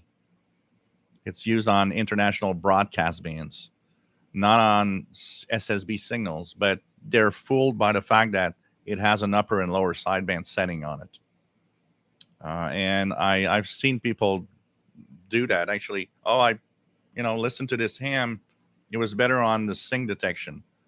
Well, the sing detection is useless on SSB signal because sing detection requires the carrier to lock onto. It's made for international broadcasts, and it's made to enhance or kind of try to fix maybe propagation effects. But on if you're using sync on SSB, you're just using SSB. It defeats its way of working. But I can see, because that's knowledge that you got to get over time, and it's we don't all have that knowledge. Why we say that here it's very, very welcoming, because what we want here is people that feel comfortable asking questions, even the most basic ones. We don't know. I didn't know. I always say the same stories when somebody talks about, well, I think it's a dumb question. Well, no, hey, I always say the same. It's like the first year I had my shortwave radio, I'm listening to KBS World Radio. Next day it's not there. I think my wire's broken or something. I changed with a brand new 100 feet of wire. Had nothing to do with that. It was solar activity. But 6 months into the hobby, I had no idea that solar activity affected propagation of shortwave signals. I absolutely had no idea. It's knowledge that came through time, reading, seeing all sorts of things. And then you get to a club, and then you hear programs, DX programs and stuff. So Craig W9CFW, have a great weekend. And been an active ham since 1978, and not real cool with the old ham radio operator bashing. Yeah. And that's why we got to do it our way, and operate the way we want, and be not be those hams, be the ones that are going to be helpful with anybody new that comes into the hobby. I think this is going to be cool.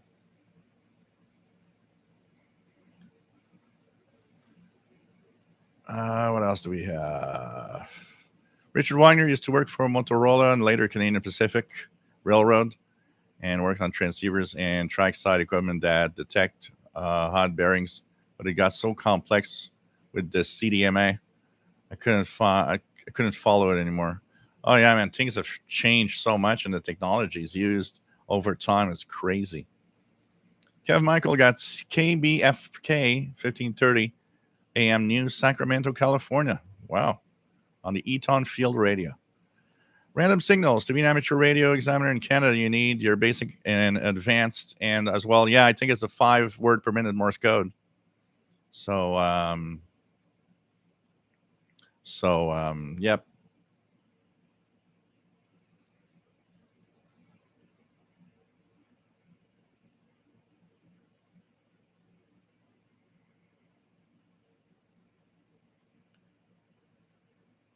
Yep. Anyways. Sunwave. Well, on the wire dipole, I had a mountain of noise preventing any meter and medium wave reception. MLA30, it works and quite well. Yeah, that's what the MLA30 is and does. The if you have a very noisy environment, and especially on the lower frequencies, it is definitely a great antenna for that. I was talking the other day about how I noticed that my end fed, which is technically a wire antenna in the back, um, was so noisy that on 80 meters when I called CQ, I'd hear people calling back to me on the MLE 30 on the SDR. I wouldn't hear them at all on the Yaesu because the antenna's too noisy. So it's that's where you see it shines. Here it's in half and half, and half and half, and you get I get good reception above about 12 megahertz and above. The NFET is better, but below about 10 megahertz, my MLE 30 is going to beat it.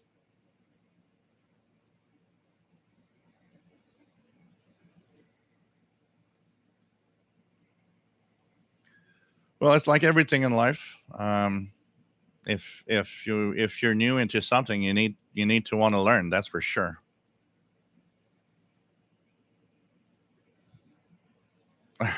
Yeah, KW61. We haven't heard anything since the last time they shot down that amateur radio balloon.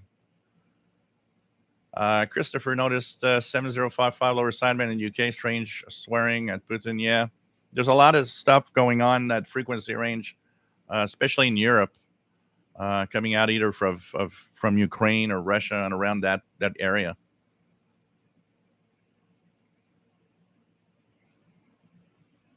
Jasmine, I'd ask someone who says an SDR is in a radio, then what does the R stand for? Kevin Michael noticed the Aton field radio gets best reception on its side. I have noticed a sound drop when the station is far. It goes very, very low. Yeah, the Eton field being based on the DSP chip has that weird fading that a lot of these radios have, which is it goes down, but there's a cutoff point. It's not like the analog radios that it just smooth all the way through down and up. And the Eton field, I noticed so many times that I listen to medium waves, far away medium wave stations. There's that cutoff point where it just drops off. And then when it comes back up, it just picks up at a certain level, which is kind of annoying sometimes. So,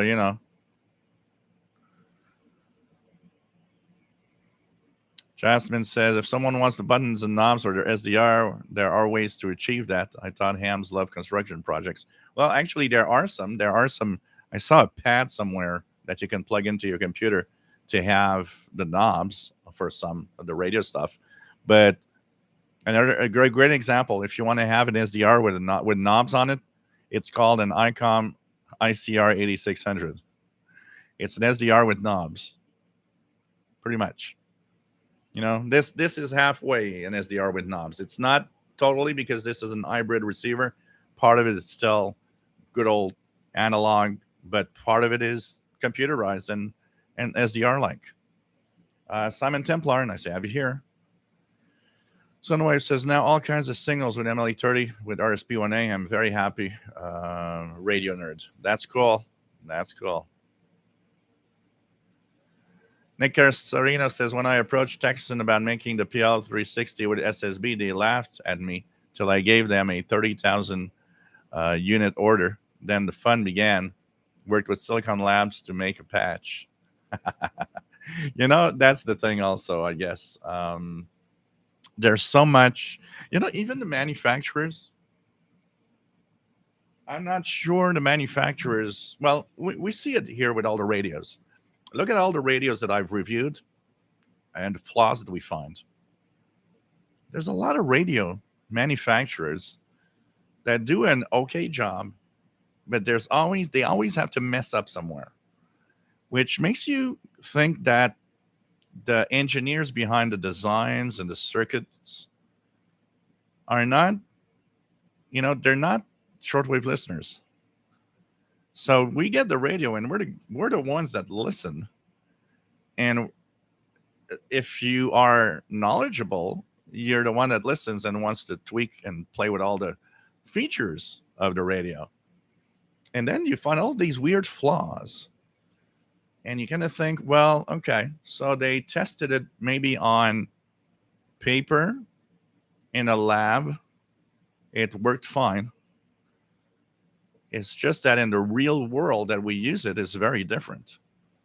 And that knowledge isn't there. And I think that even manufacturers, and Texan is a pretty big a pretty big manufacturer of radios, but even then they don't get it right on everything. And it's sad. Look at Eton, that fancy, expensive HD satellite HD radio that is a big flop.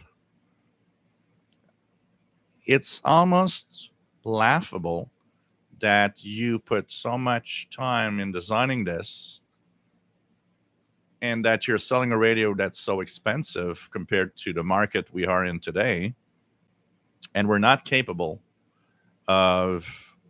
we're not capable of designing it to work correctly. It's flawed in so many ways. And you're like, what? Just look at RDS freezes. Why didn't you just have somebody sit down and say, tune HD stations? Let's see how it goes. I don't know. It just shows that they didn't really do much test, and they just, oh yeah, on paper that works. Yeah, it didn't work when it got out though. RGA Dakota SDR is indeed a radio. It has an antenna. Computer itself is like the adjustments, the so-called arms and legs of the unit. Yep, pretty much. Pretty much.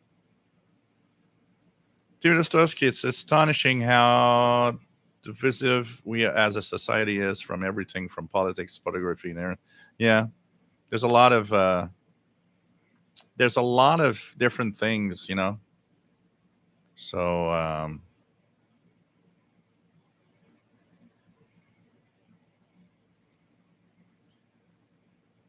I will do something that, look, I'm sorry, but I don't like the vibe, so I will actually do this. Sorry, lion roars, but there's ways to talk, and one particular thing that I don't like is when somebody gets back to some other user that isn't happy, or just tell you to relax your hormones a little bit. So I don't like the vibe that it gives the channel. So sorry. There's a conversation to have, absolutely, but not that direction. Simon Templar, a great thing about the hobby is all the different avenues to go down. Oh man, there's amateur radio is an endless hobby. If you start going down all the paths of all of this, it's crazy amazing. So Doug Noble, BBC heard with good reception at midnight local time, 12095. Yeah, the 04 UTC from Madagascar is just so amazing. Ryan Jacob hears KPH on 17016.8. I don't know if I hear it here.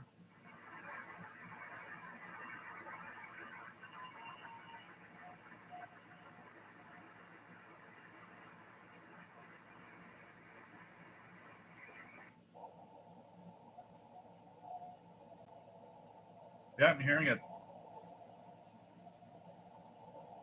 It's weak, but it's there.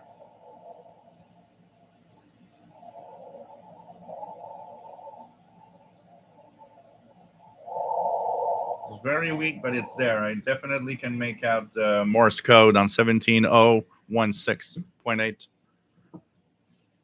on the Yesu. 731. Let's try to 31. Nick Carasarino, thanks for keeping radio and all these aspects alive. You're very appreciated by all of us. Thank you very much. Well, I think it's important. I think it's a lot of fun.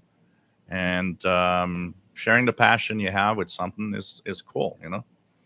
Um, I got an email. I just want to because it's going to explain one thing why I'm having this drink, which is pink lemonade, 5.4%. I got an email this morning from. Let me just go and fetch it here.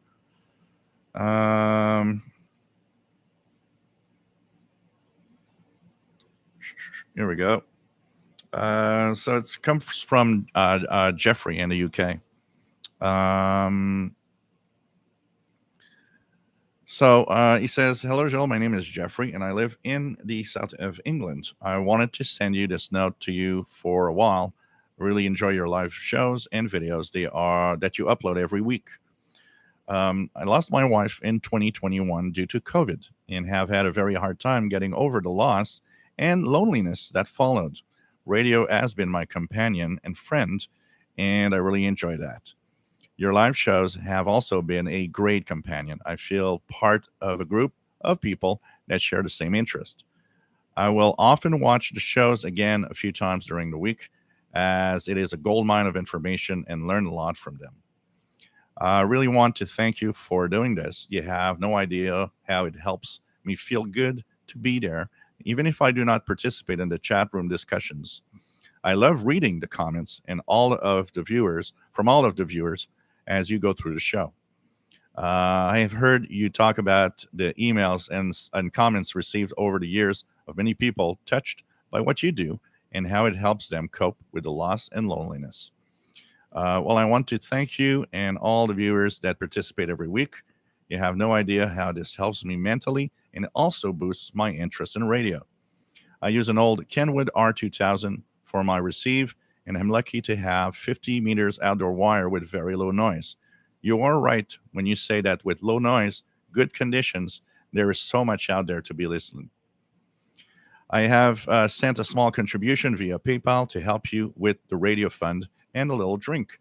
I would like to tell everyone that if you have the financial means to give a little something to Joel, think about it. Think about all the efforts, time spent live for our enjoyment, and imagine for a moment if this would go away tomorrow. I would be personally affected by this, as it is my biggest entertainment.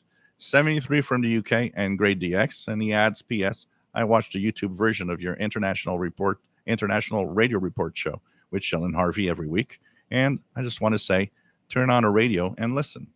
73's Jeffrey and the UK. So this is a cool little email that I got this morning.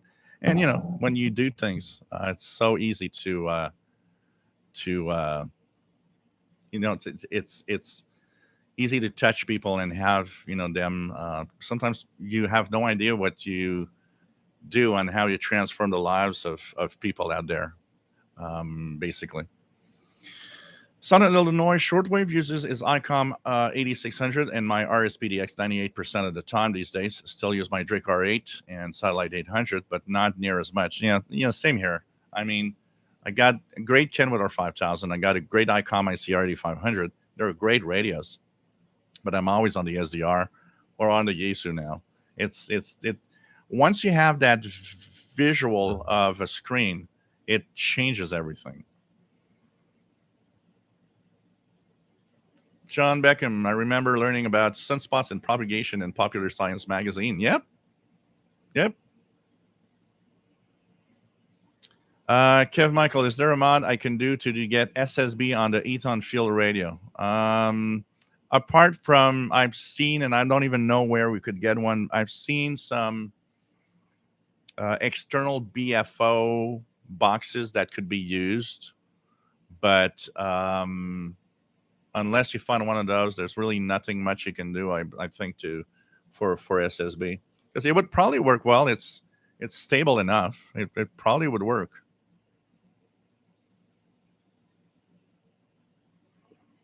Jasmine says she wouldn't be able to do this hobby without the MLE30. I'm in a downtown condo in Seattle. All I can do is put an MLE30 in the window. Yep.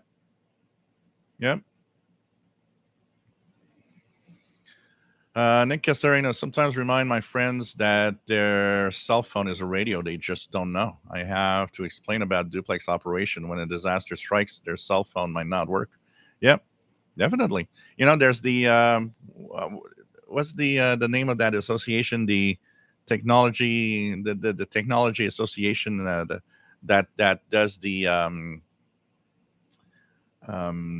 January there's the in Las Vegas the Consumer Electronics Show, the that Consumer Technology Association, something like that. They are against AM radios in cars, and they say that the U.S. government is actually doing the wrong thing and promoting AM radio. And the funniest line in there is that they say we are for choices in technology. Okay, so you are for choices in technology, but you're saying at the same time AM radio shouldn't be one of the choices. It's come on, they're trying to sell your technology, but I said it a couple of weeks ago on the International Radio Report show. All of these people promoting technologies that advanced technologies. I would I just wish they get lost in a disaster area where there's a hurricane hit or a earthquake, anything, to understand that their technology that always based on cell phones and on cell communications and on internet. Oh, look at that, it doesn't work. But hey, that AM station from 50 miles away, it's actually getting in on the radio. I don't know. It's like we need all aspects of the technology. Yes, new technology is absolutely cool, but AM radio is also a capable technology when disaster hits. And we saw, with hurricane in Florida, where WFLA suddenly was in the spotlight because they were heard across Florida with all sorts of reports that people wanted to hear because their cell phones weren't working and the internet wasn't working. How do you get news if that isn't working? Kevin Michael got North Korea on 13670 on the Voice of Korea at 9 a.m. I got a week yesterday around 15 UTC.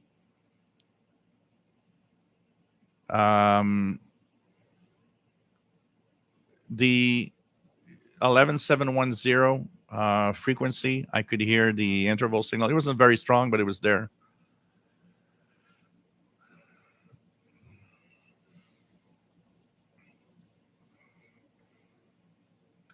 So what else do we have?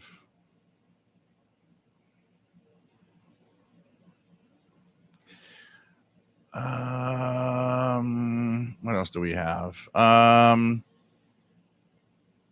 Okay, TBS Trusky. I when the line that crossed lion roars for me is not is discussion. His discussion was totally valid and it was okay. But when it starts attacking between people in the chat room, that's where I my line is there. It's like, nope, no, we're not going to start that. Just for the rest, I got no problem with whatever he wanted to say. But you know, Kev Michael says, I'm glad I got the news about Ethon HD before I invested in it. John Beckham, do you suppose that a DSP radio receiver acts strangely as its various reception increments, that it is the narrow bandwidth in the DSP circuitry, losing the signal? Yeah, it could be, but it is all the way in the, it's all in the design, because one of the stages, if you look at the Texan PL990, one of the stages of the PL990 is the DSP chip is in there, but it doesn't do that. Why? Because the circuitry around it acts as a standard PLL receiver, and it doesn't have that. But I think when they rely too heavily on a DSP chip to do processing, that happens. It could be the bandwidth. It's possible. But it could be also the AGC, the automatic gain, the threshold it has in that chip, that is just missing out on, when signals are weaker in a certain level, it's gone. But it's very, very unique. And You immediately, and I noticed immediately, any radio that I pick up that I never, I would not know anything about, if I start tuning around and I hear that weird fading, it's like, oh, DSP chip in here. It's typical of that DSP chip.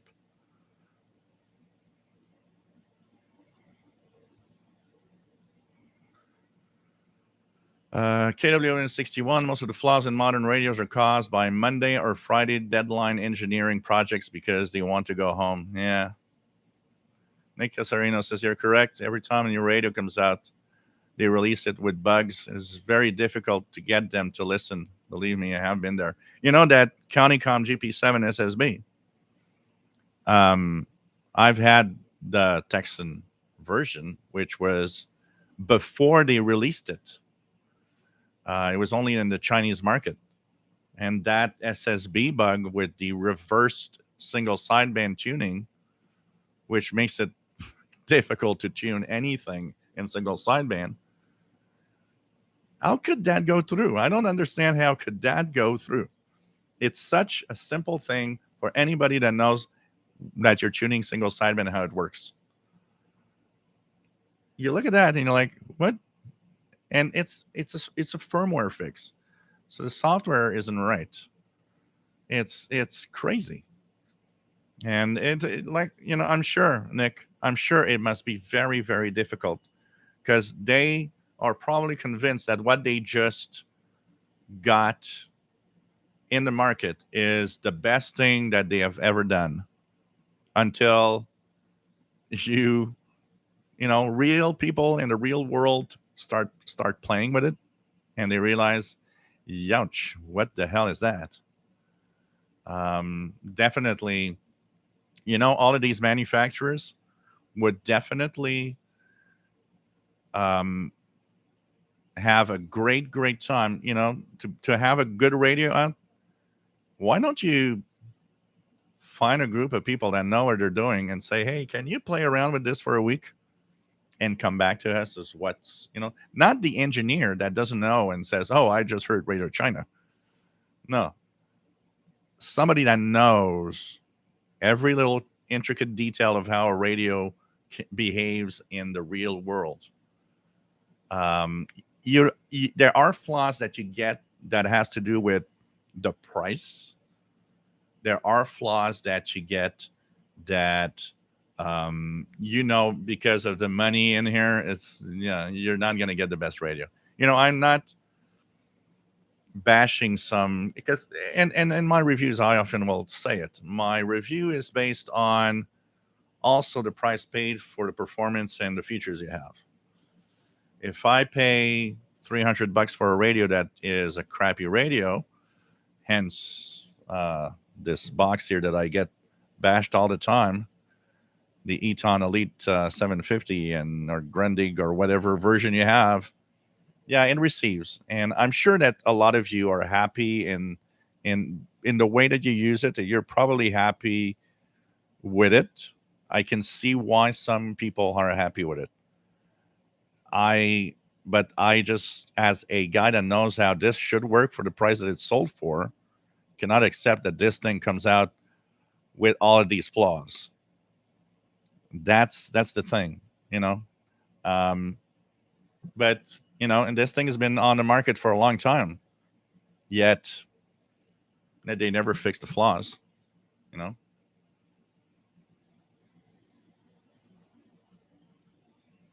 Shortwave archive, good programs that are broadcast on WRMI that you would recommend. You know what? I shouldn't go through the schedule and do a little series on that, because they have through their schedules a lot of interesting stuff to listen to on WRMI. Take out all the religious programming and you'll see that their schedule is full of interesting stuff, but they change that regularly and all the time. And I often remember some shows that are fun to listen to, but it's always a question of what time and day that was played. So you know what? I'll that question that you have there is interesting, and I think I should put it in maybe a series of videos of interesting programs to listen to and broadcast, not just from WRMI, but from also from other people out there, other broadcasters.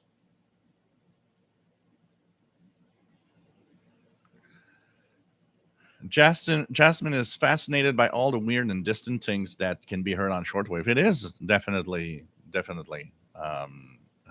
fascinating.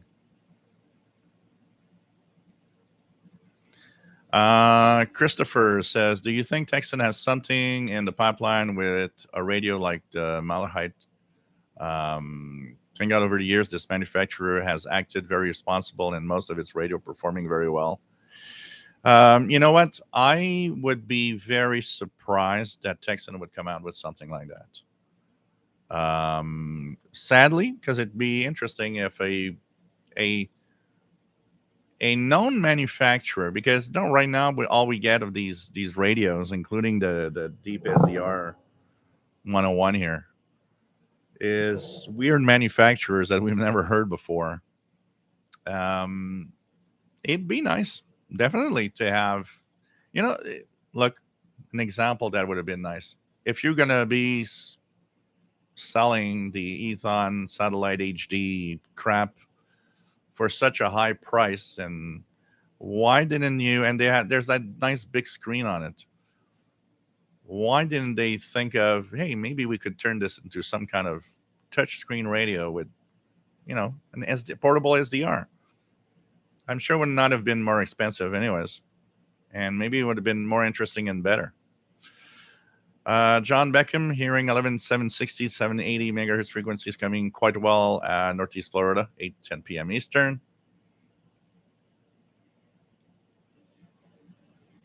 Oh yeah, in every aspect. I mean, because a lot of hams are um, the a lot of hams are on electronics and stuff like that. So they often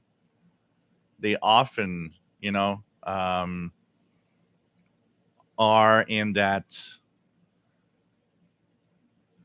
Oops, I lost my thought here because I was a little. So, anyways, they like electronics and other stuff like that. So there's kind of a natural way. So that's why a lot of hams, I get it that they might say to my demand of, well, the basic, maybe you shouldn't have electronics, because a lot of hams and a lot of listeners also like me came from the background of, we tweaked stuff, we constructed electronic circuits and stuff, you know and so there's a lot of tinkering going with all of the ham radio hobby and electronics together also. Anthony France, KPH, coming in pretty well on the west coast of Florida, 17016. Southern Illinois shortwave, heading out to put some steaks, baked potatoes. I'll have fun, have a good barbecue. See you next time, my friend.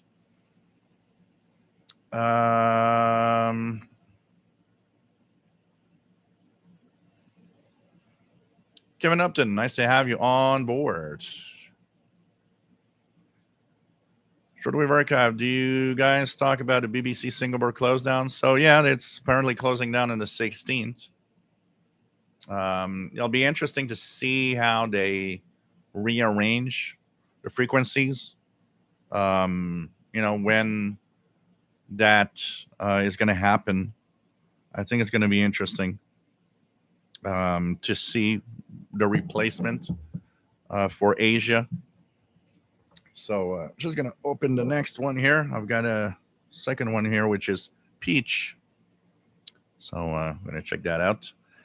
So yeah, BBC Singapore. We're going to talk about it a little bit on the International Radio Report tomorrow. We were going to talk about the frequencies, and there's a little bit of monitoring that's been done. Mickey Dalmich is part of the show, and he's been monitoring some of the frequencies. But it's kind of interesting to know that they're closing down. It's the only. I looked at the schedule. It's the only user of that transmitter site. No other stations are using the Singapore relay. It is owned by a private company, so maybe they don't want to pay the amounts that are there. There's other transmitters that are around that would do the job anyways. Like in Kazakhstan, there's one, and there's a couple of transmitters that would probably do a great job in sending the same programs to Asia. But so it's the 16th. Some people say it's the 23rd. Not really sure, but um,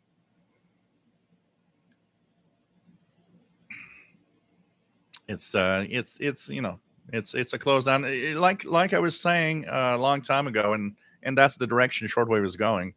We're going to slowly have these closures of transmitter sites and relays, and we're going to end up that in 10 or 20 years from now, there's going to be all of these broadcasts, but all relayed from a handful of big transmitter sites.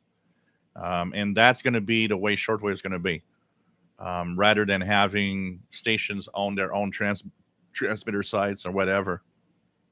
And even if there would be, because we're not talking of revival, but even if there would be a revival in some way, I think that revival will come through that. It's less expensive to pay some airtime on a relay station from somebody else's transmitter than to have your own transmitters to take care of. You know, I can. It's a lot of people don't want that, because people that like DXing don't like that, because it kills away the possibility of hearing stations from specific countries. But for the program listener, it's a good thing, because we might have some good cheers, everybody, by the way. We want to have some good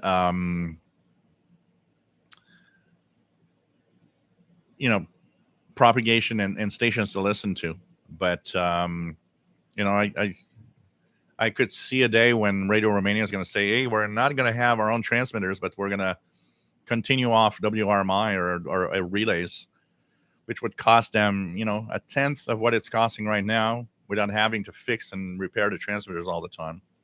I think that's the future of shortwave. And so the closure of Singapore relay, I think, goes in that direction. Doug Smith, great program. Any suggestions on what frequencies to test out my CW decoder on the FTDX10, just to read the CW? The best thing you can do for test, go and check the. I'm gonna bring it up for you here. The W1AW Morse code test. W1AW CW frequencies. Let me just get out here. So the operating schedule is here. Check the operating schedule of W1AW. That is on this page. And you'll see that on the handbands, they have multiple frequencies they use all the time to transmit. So for the... There we go. Okay. For the so here you'll have the full schedules and frequencies. They are going to give you also here on the page, look at the speeds, because one of the biggest problems with the FTDX10 is that they didn't, and it's so sad. I would like that an update in firmware does that. There's no auto detect of the speed.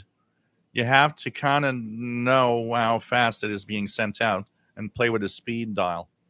So check this out. This is going to give you good computer sent Morse code, which means it's very stable in speed. And this is going to be your best bet to get clean text decode of CW.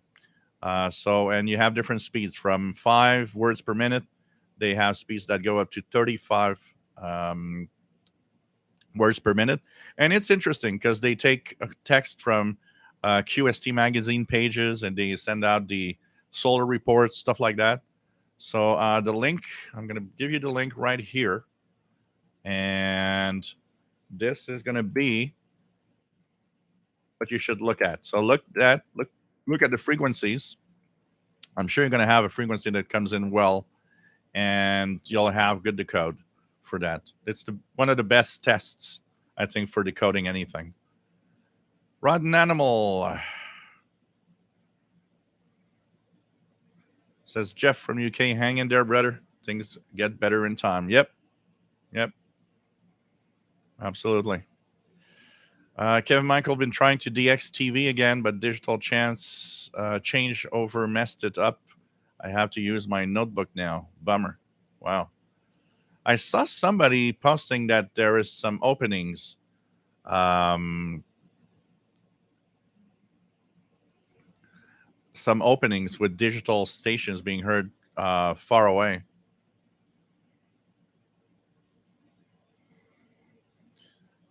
What else do we have? Ryan Jacobs, corporate interests trying to get rid of free AM radio and push people towards streaming subscriptions. Yeah. Yeah, but we're not talking about the content here, Jasmine. We're talking about we could use AM in times of emergencies in ways that no other technology will be capable of doing it. So we need to have that capability. Once again, last year, when you look at the number of people in Florida that had the special programming coming out of WFLA in Tampa, making it across the state while nothing was working because hurricane had damaged all the infrastructure. And that is something that can happen everywhere.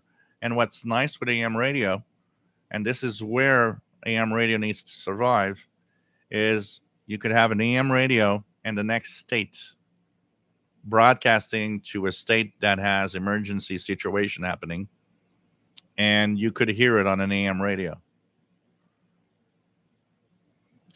John Hummel Newell, yeah, well, they reversed the decision. Ford has decided that they will keep AM radios in the vehicles. Yes, they have decided to reverse that decision.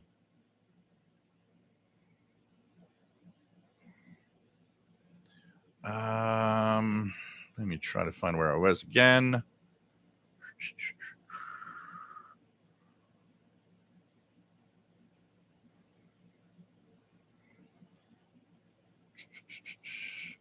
Christopher, China gets a lot of criticism with cheap manufacturing, but the MLA30 is just awesome and holds up well when outside in all weather. Mine still sounds great after 4 years.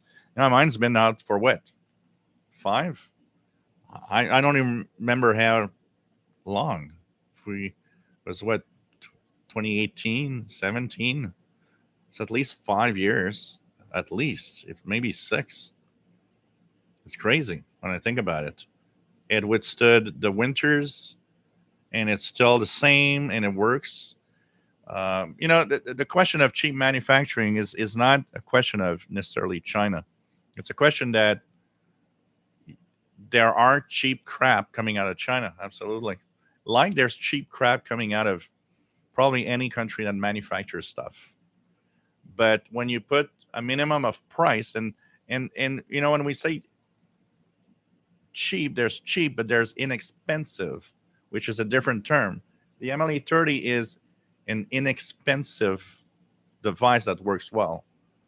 And that's the focus. And because manufacturing there is not like here, where the salaries are lower and everything doesn't cost the same, a lot of the stuff, as long as it's made with a minimum of quality, there's a lot of great stuff that comes out of China.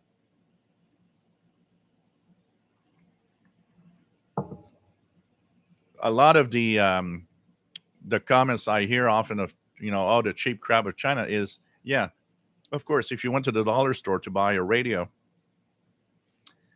it's not a problem of China. It's a problem of you decided to buy a cheap crap radio, which is different.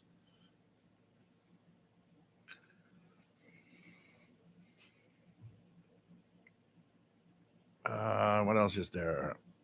Doug Noble, the thing about AM in cars is the distance stations one gets. Aside from the disaster consideration, one can hear sports and entertainment. Oh, yeah, absolutely. Absolutely. I've noticed that a lot of the stations that want to save AM are the stations that are really in the small markets, and I think these are great because they can give you, like, really local stuff that you want to hear.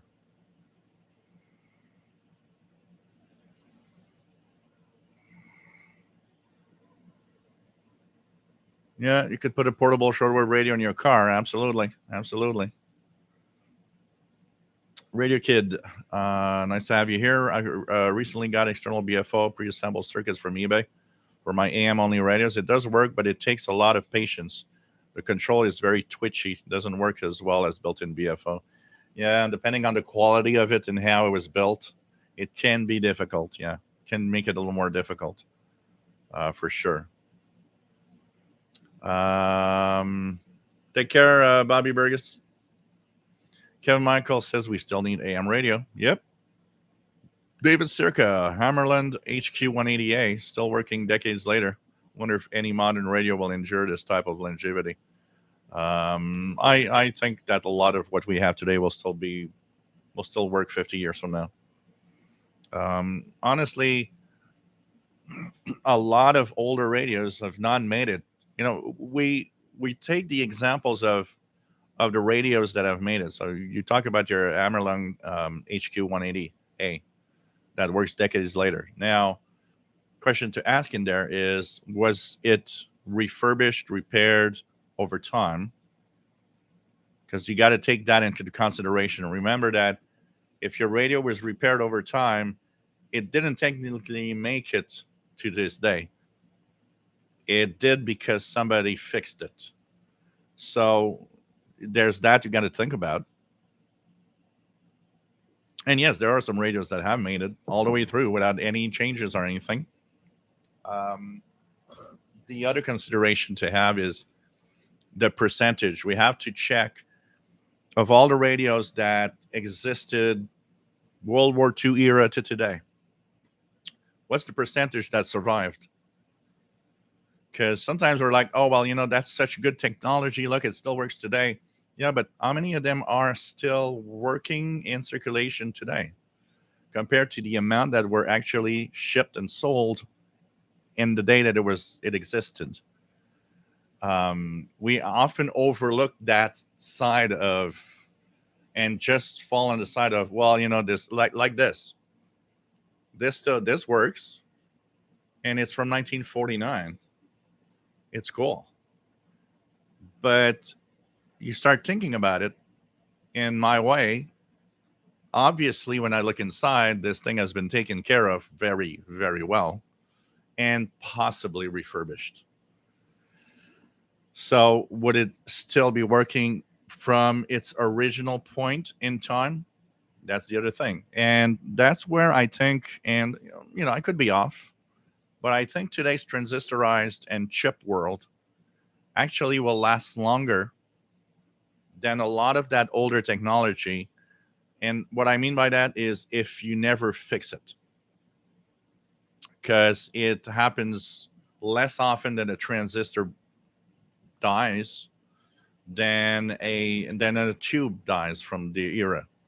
And but only time will tell. That's for sure. But it's kind of interesting when you look at I look at my vintage computers here, the Commodore 128, the Amiga 500 I got in front of me, that still work perfectly.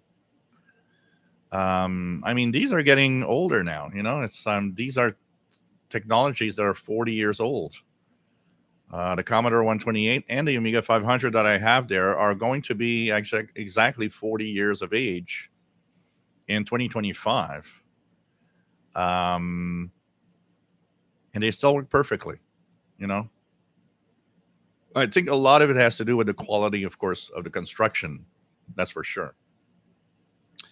Glenn Zeckman, nice to have you here. Christopher, that's the problem with the Deep Elect. Great idea, looks fresh and new, but RF gain and other flaws should not be there. Just stop rushing radio. Yeah. That has to do a lot with the manufacturing itself.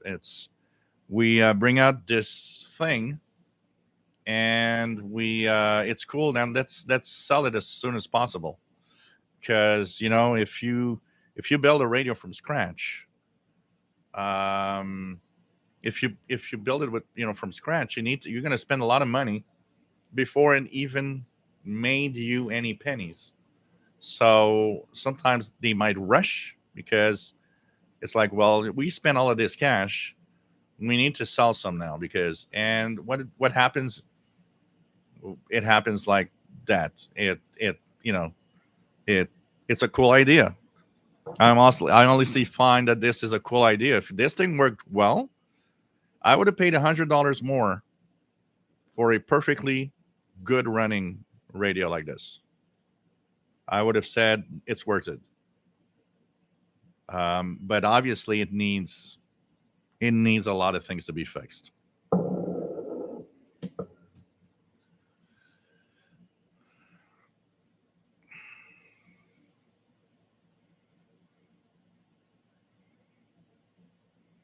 Yeah, Kevin Michael, and that's the biggest mistake. Any one that goes just to the newest technology and streaming, um, well, one day you're going to be surprised that maybe you need that.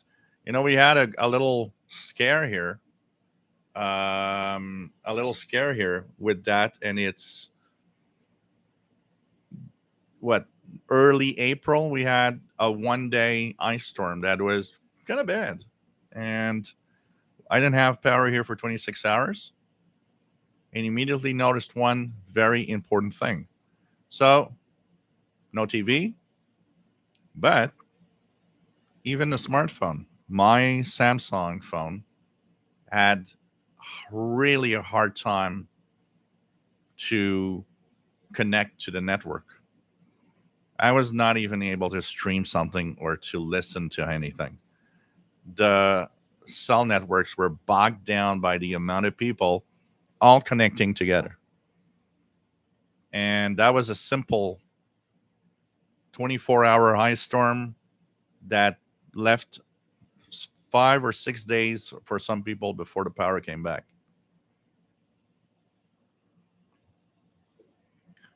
The Eton Elite 750, Kev Michael, is a radio to not pay the price it's worth because it's not worth it. Especially with that very crappy and very wide AM bandwidth.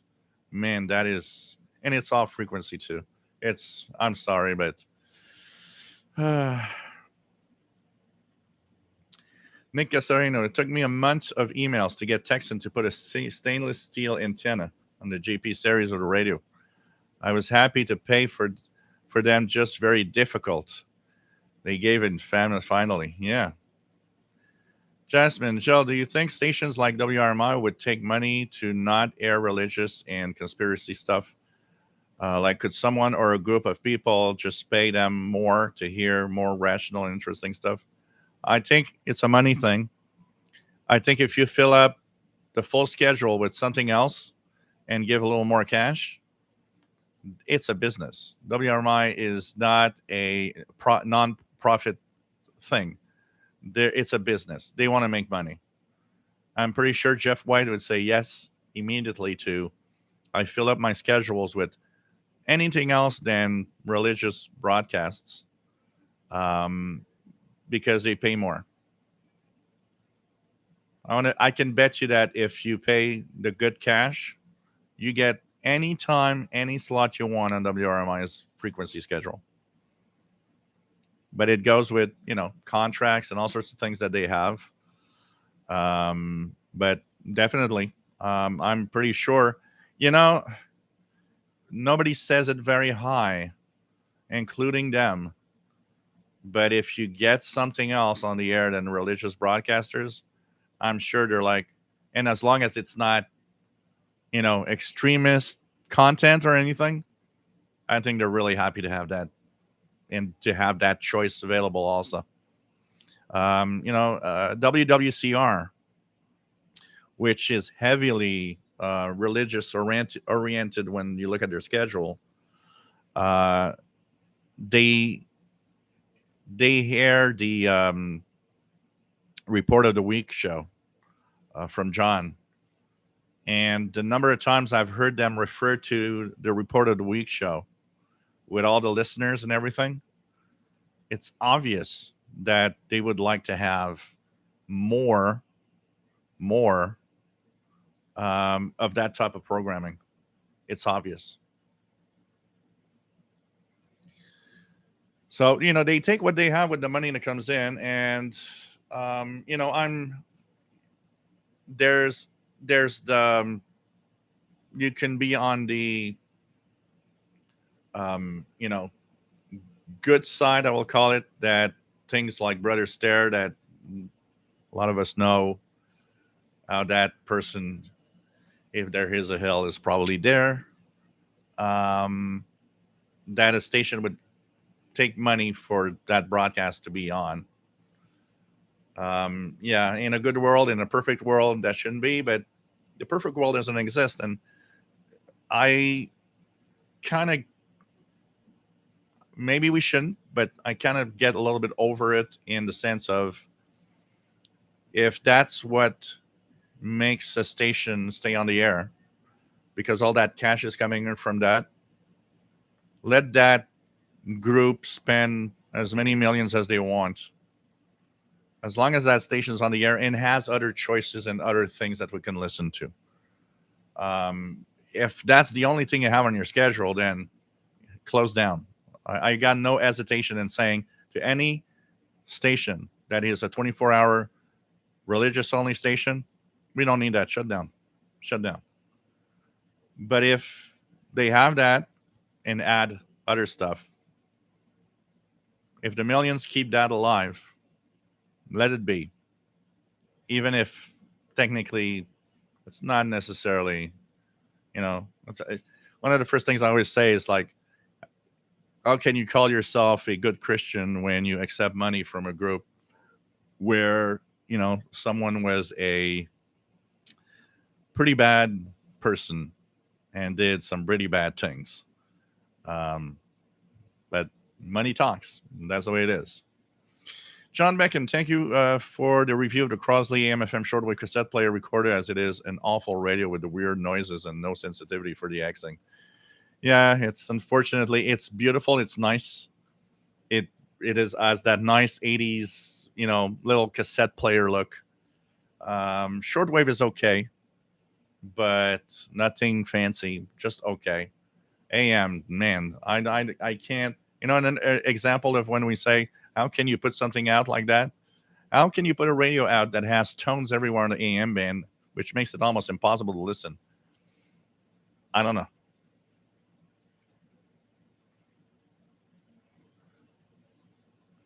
Francis Moore, took me about 2 days to get my head around SDR Uno software, but it's very impressive and user friendly. Yeah, no, it's okay, Francis. It's just that I think it was time to end the discussion. Not that I have anything personal, but I just didn't want it to start being a couple of people ranting at each other. Um, and there was like I said, the discussion was okay, but when it gets to a point at a certain time, it's like, let's change the vibe to something better. Um, Talking of SDR Uno, SDR Connect is still. It was supposed to be something like coming out in July or August. From what I've read today, it's still a few months off before they have SDR Connect. But I've seen a lot of reports of people that checked it out when they made demonstrations, that are extremely happy and find that it's going to be an amazing change. And also, hopefully, if it's all platforms, Linux, Windows, Mac, that also is going to be a great help in having a good software run on multiple platforms. Because there is a need for more diversity, both on Linux and on Mac, of different SDR programs. The choices need to be there.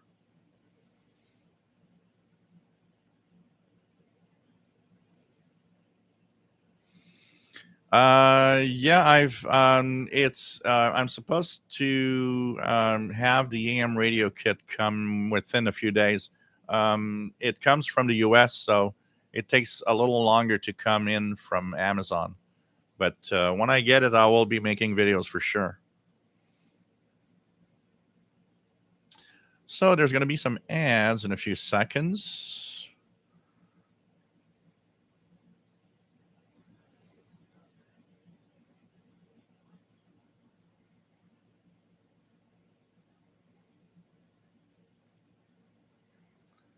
So yeah, Christopher, the SDR Connect is still, from what I've seen today, a few months away.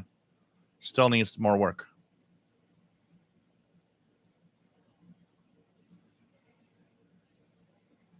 Greg, where is my drink? We need that new thing that we can send drinks and pizza to everybody.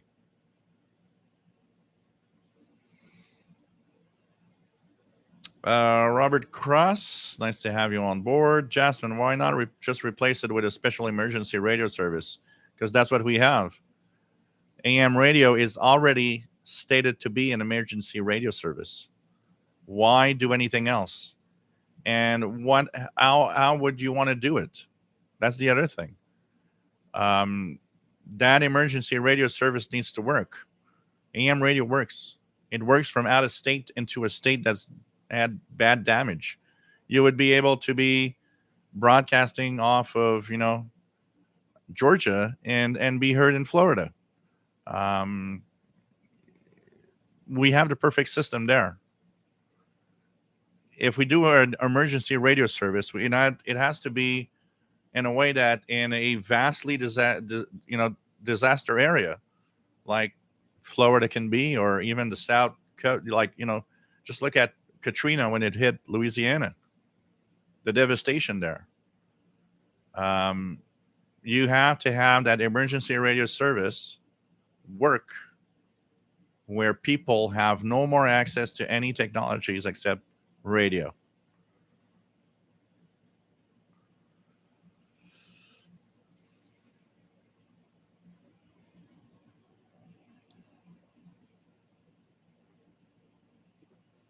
Yeah, and 6RLS, that's what we had as last week. We talked about it on the International Radio Report. We got to hope that they are going to put good radios, not crappy radios. That's the other thing, for sure.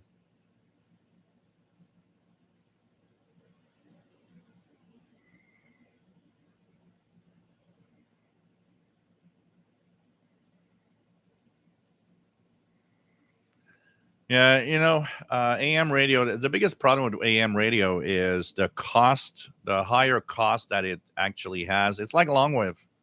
It's a higher cost than having, an FM radio station where you just stick up an antenna, a little tower and antenna, and it works. And very often, most stations have big land with a lot of huge towers. And that's why, partly why, a lot of the long wave AM stations, like in Europe, are closing down. Um, you have to take things also in consideration of what's the risk. Like we talk about it a lot in the US for the AM radio, but the US is particular in one thing. It is a country that can have so many different disaster happen. And hurricanes slamming on one side,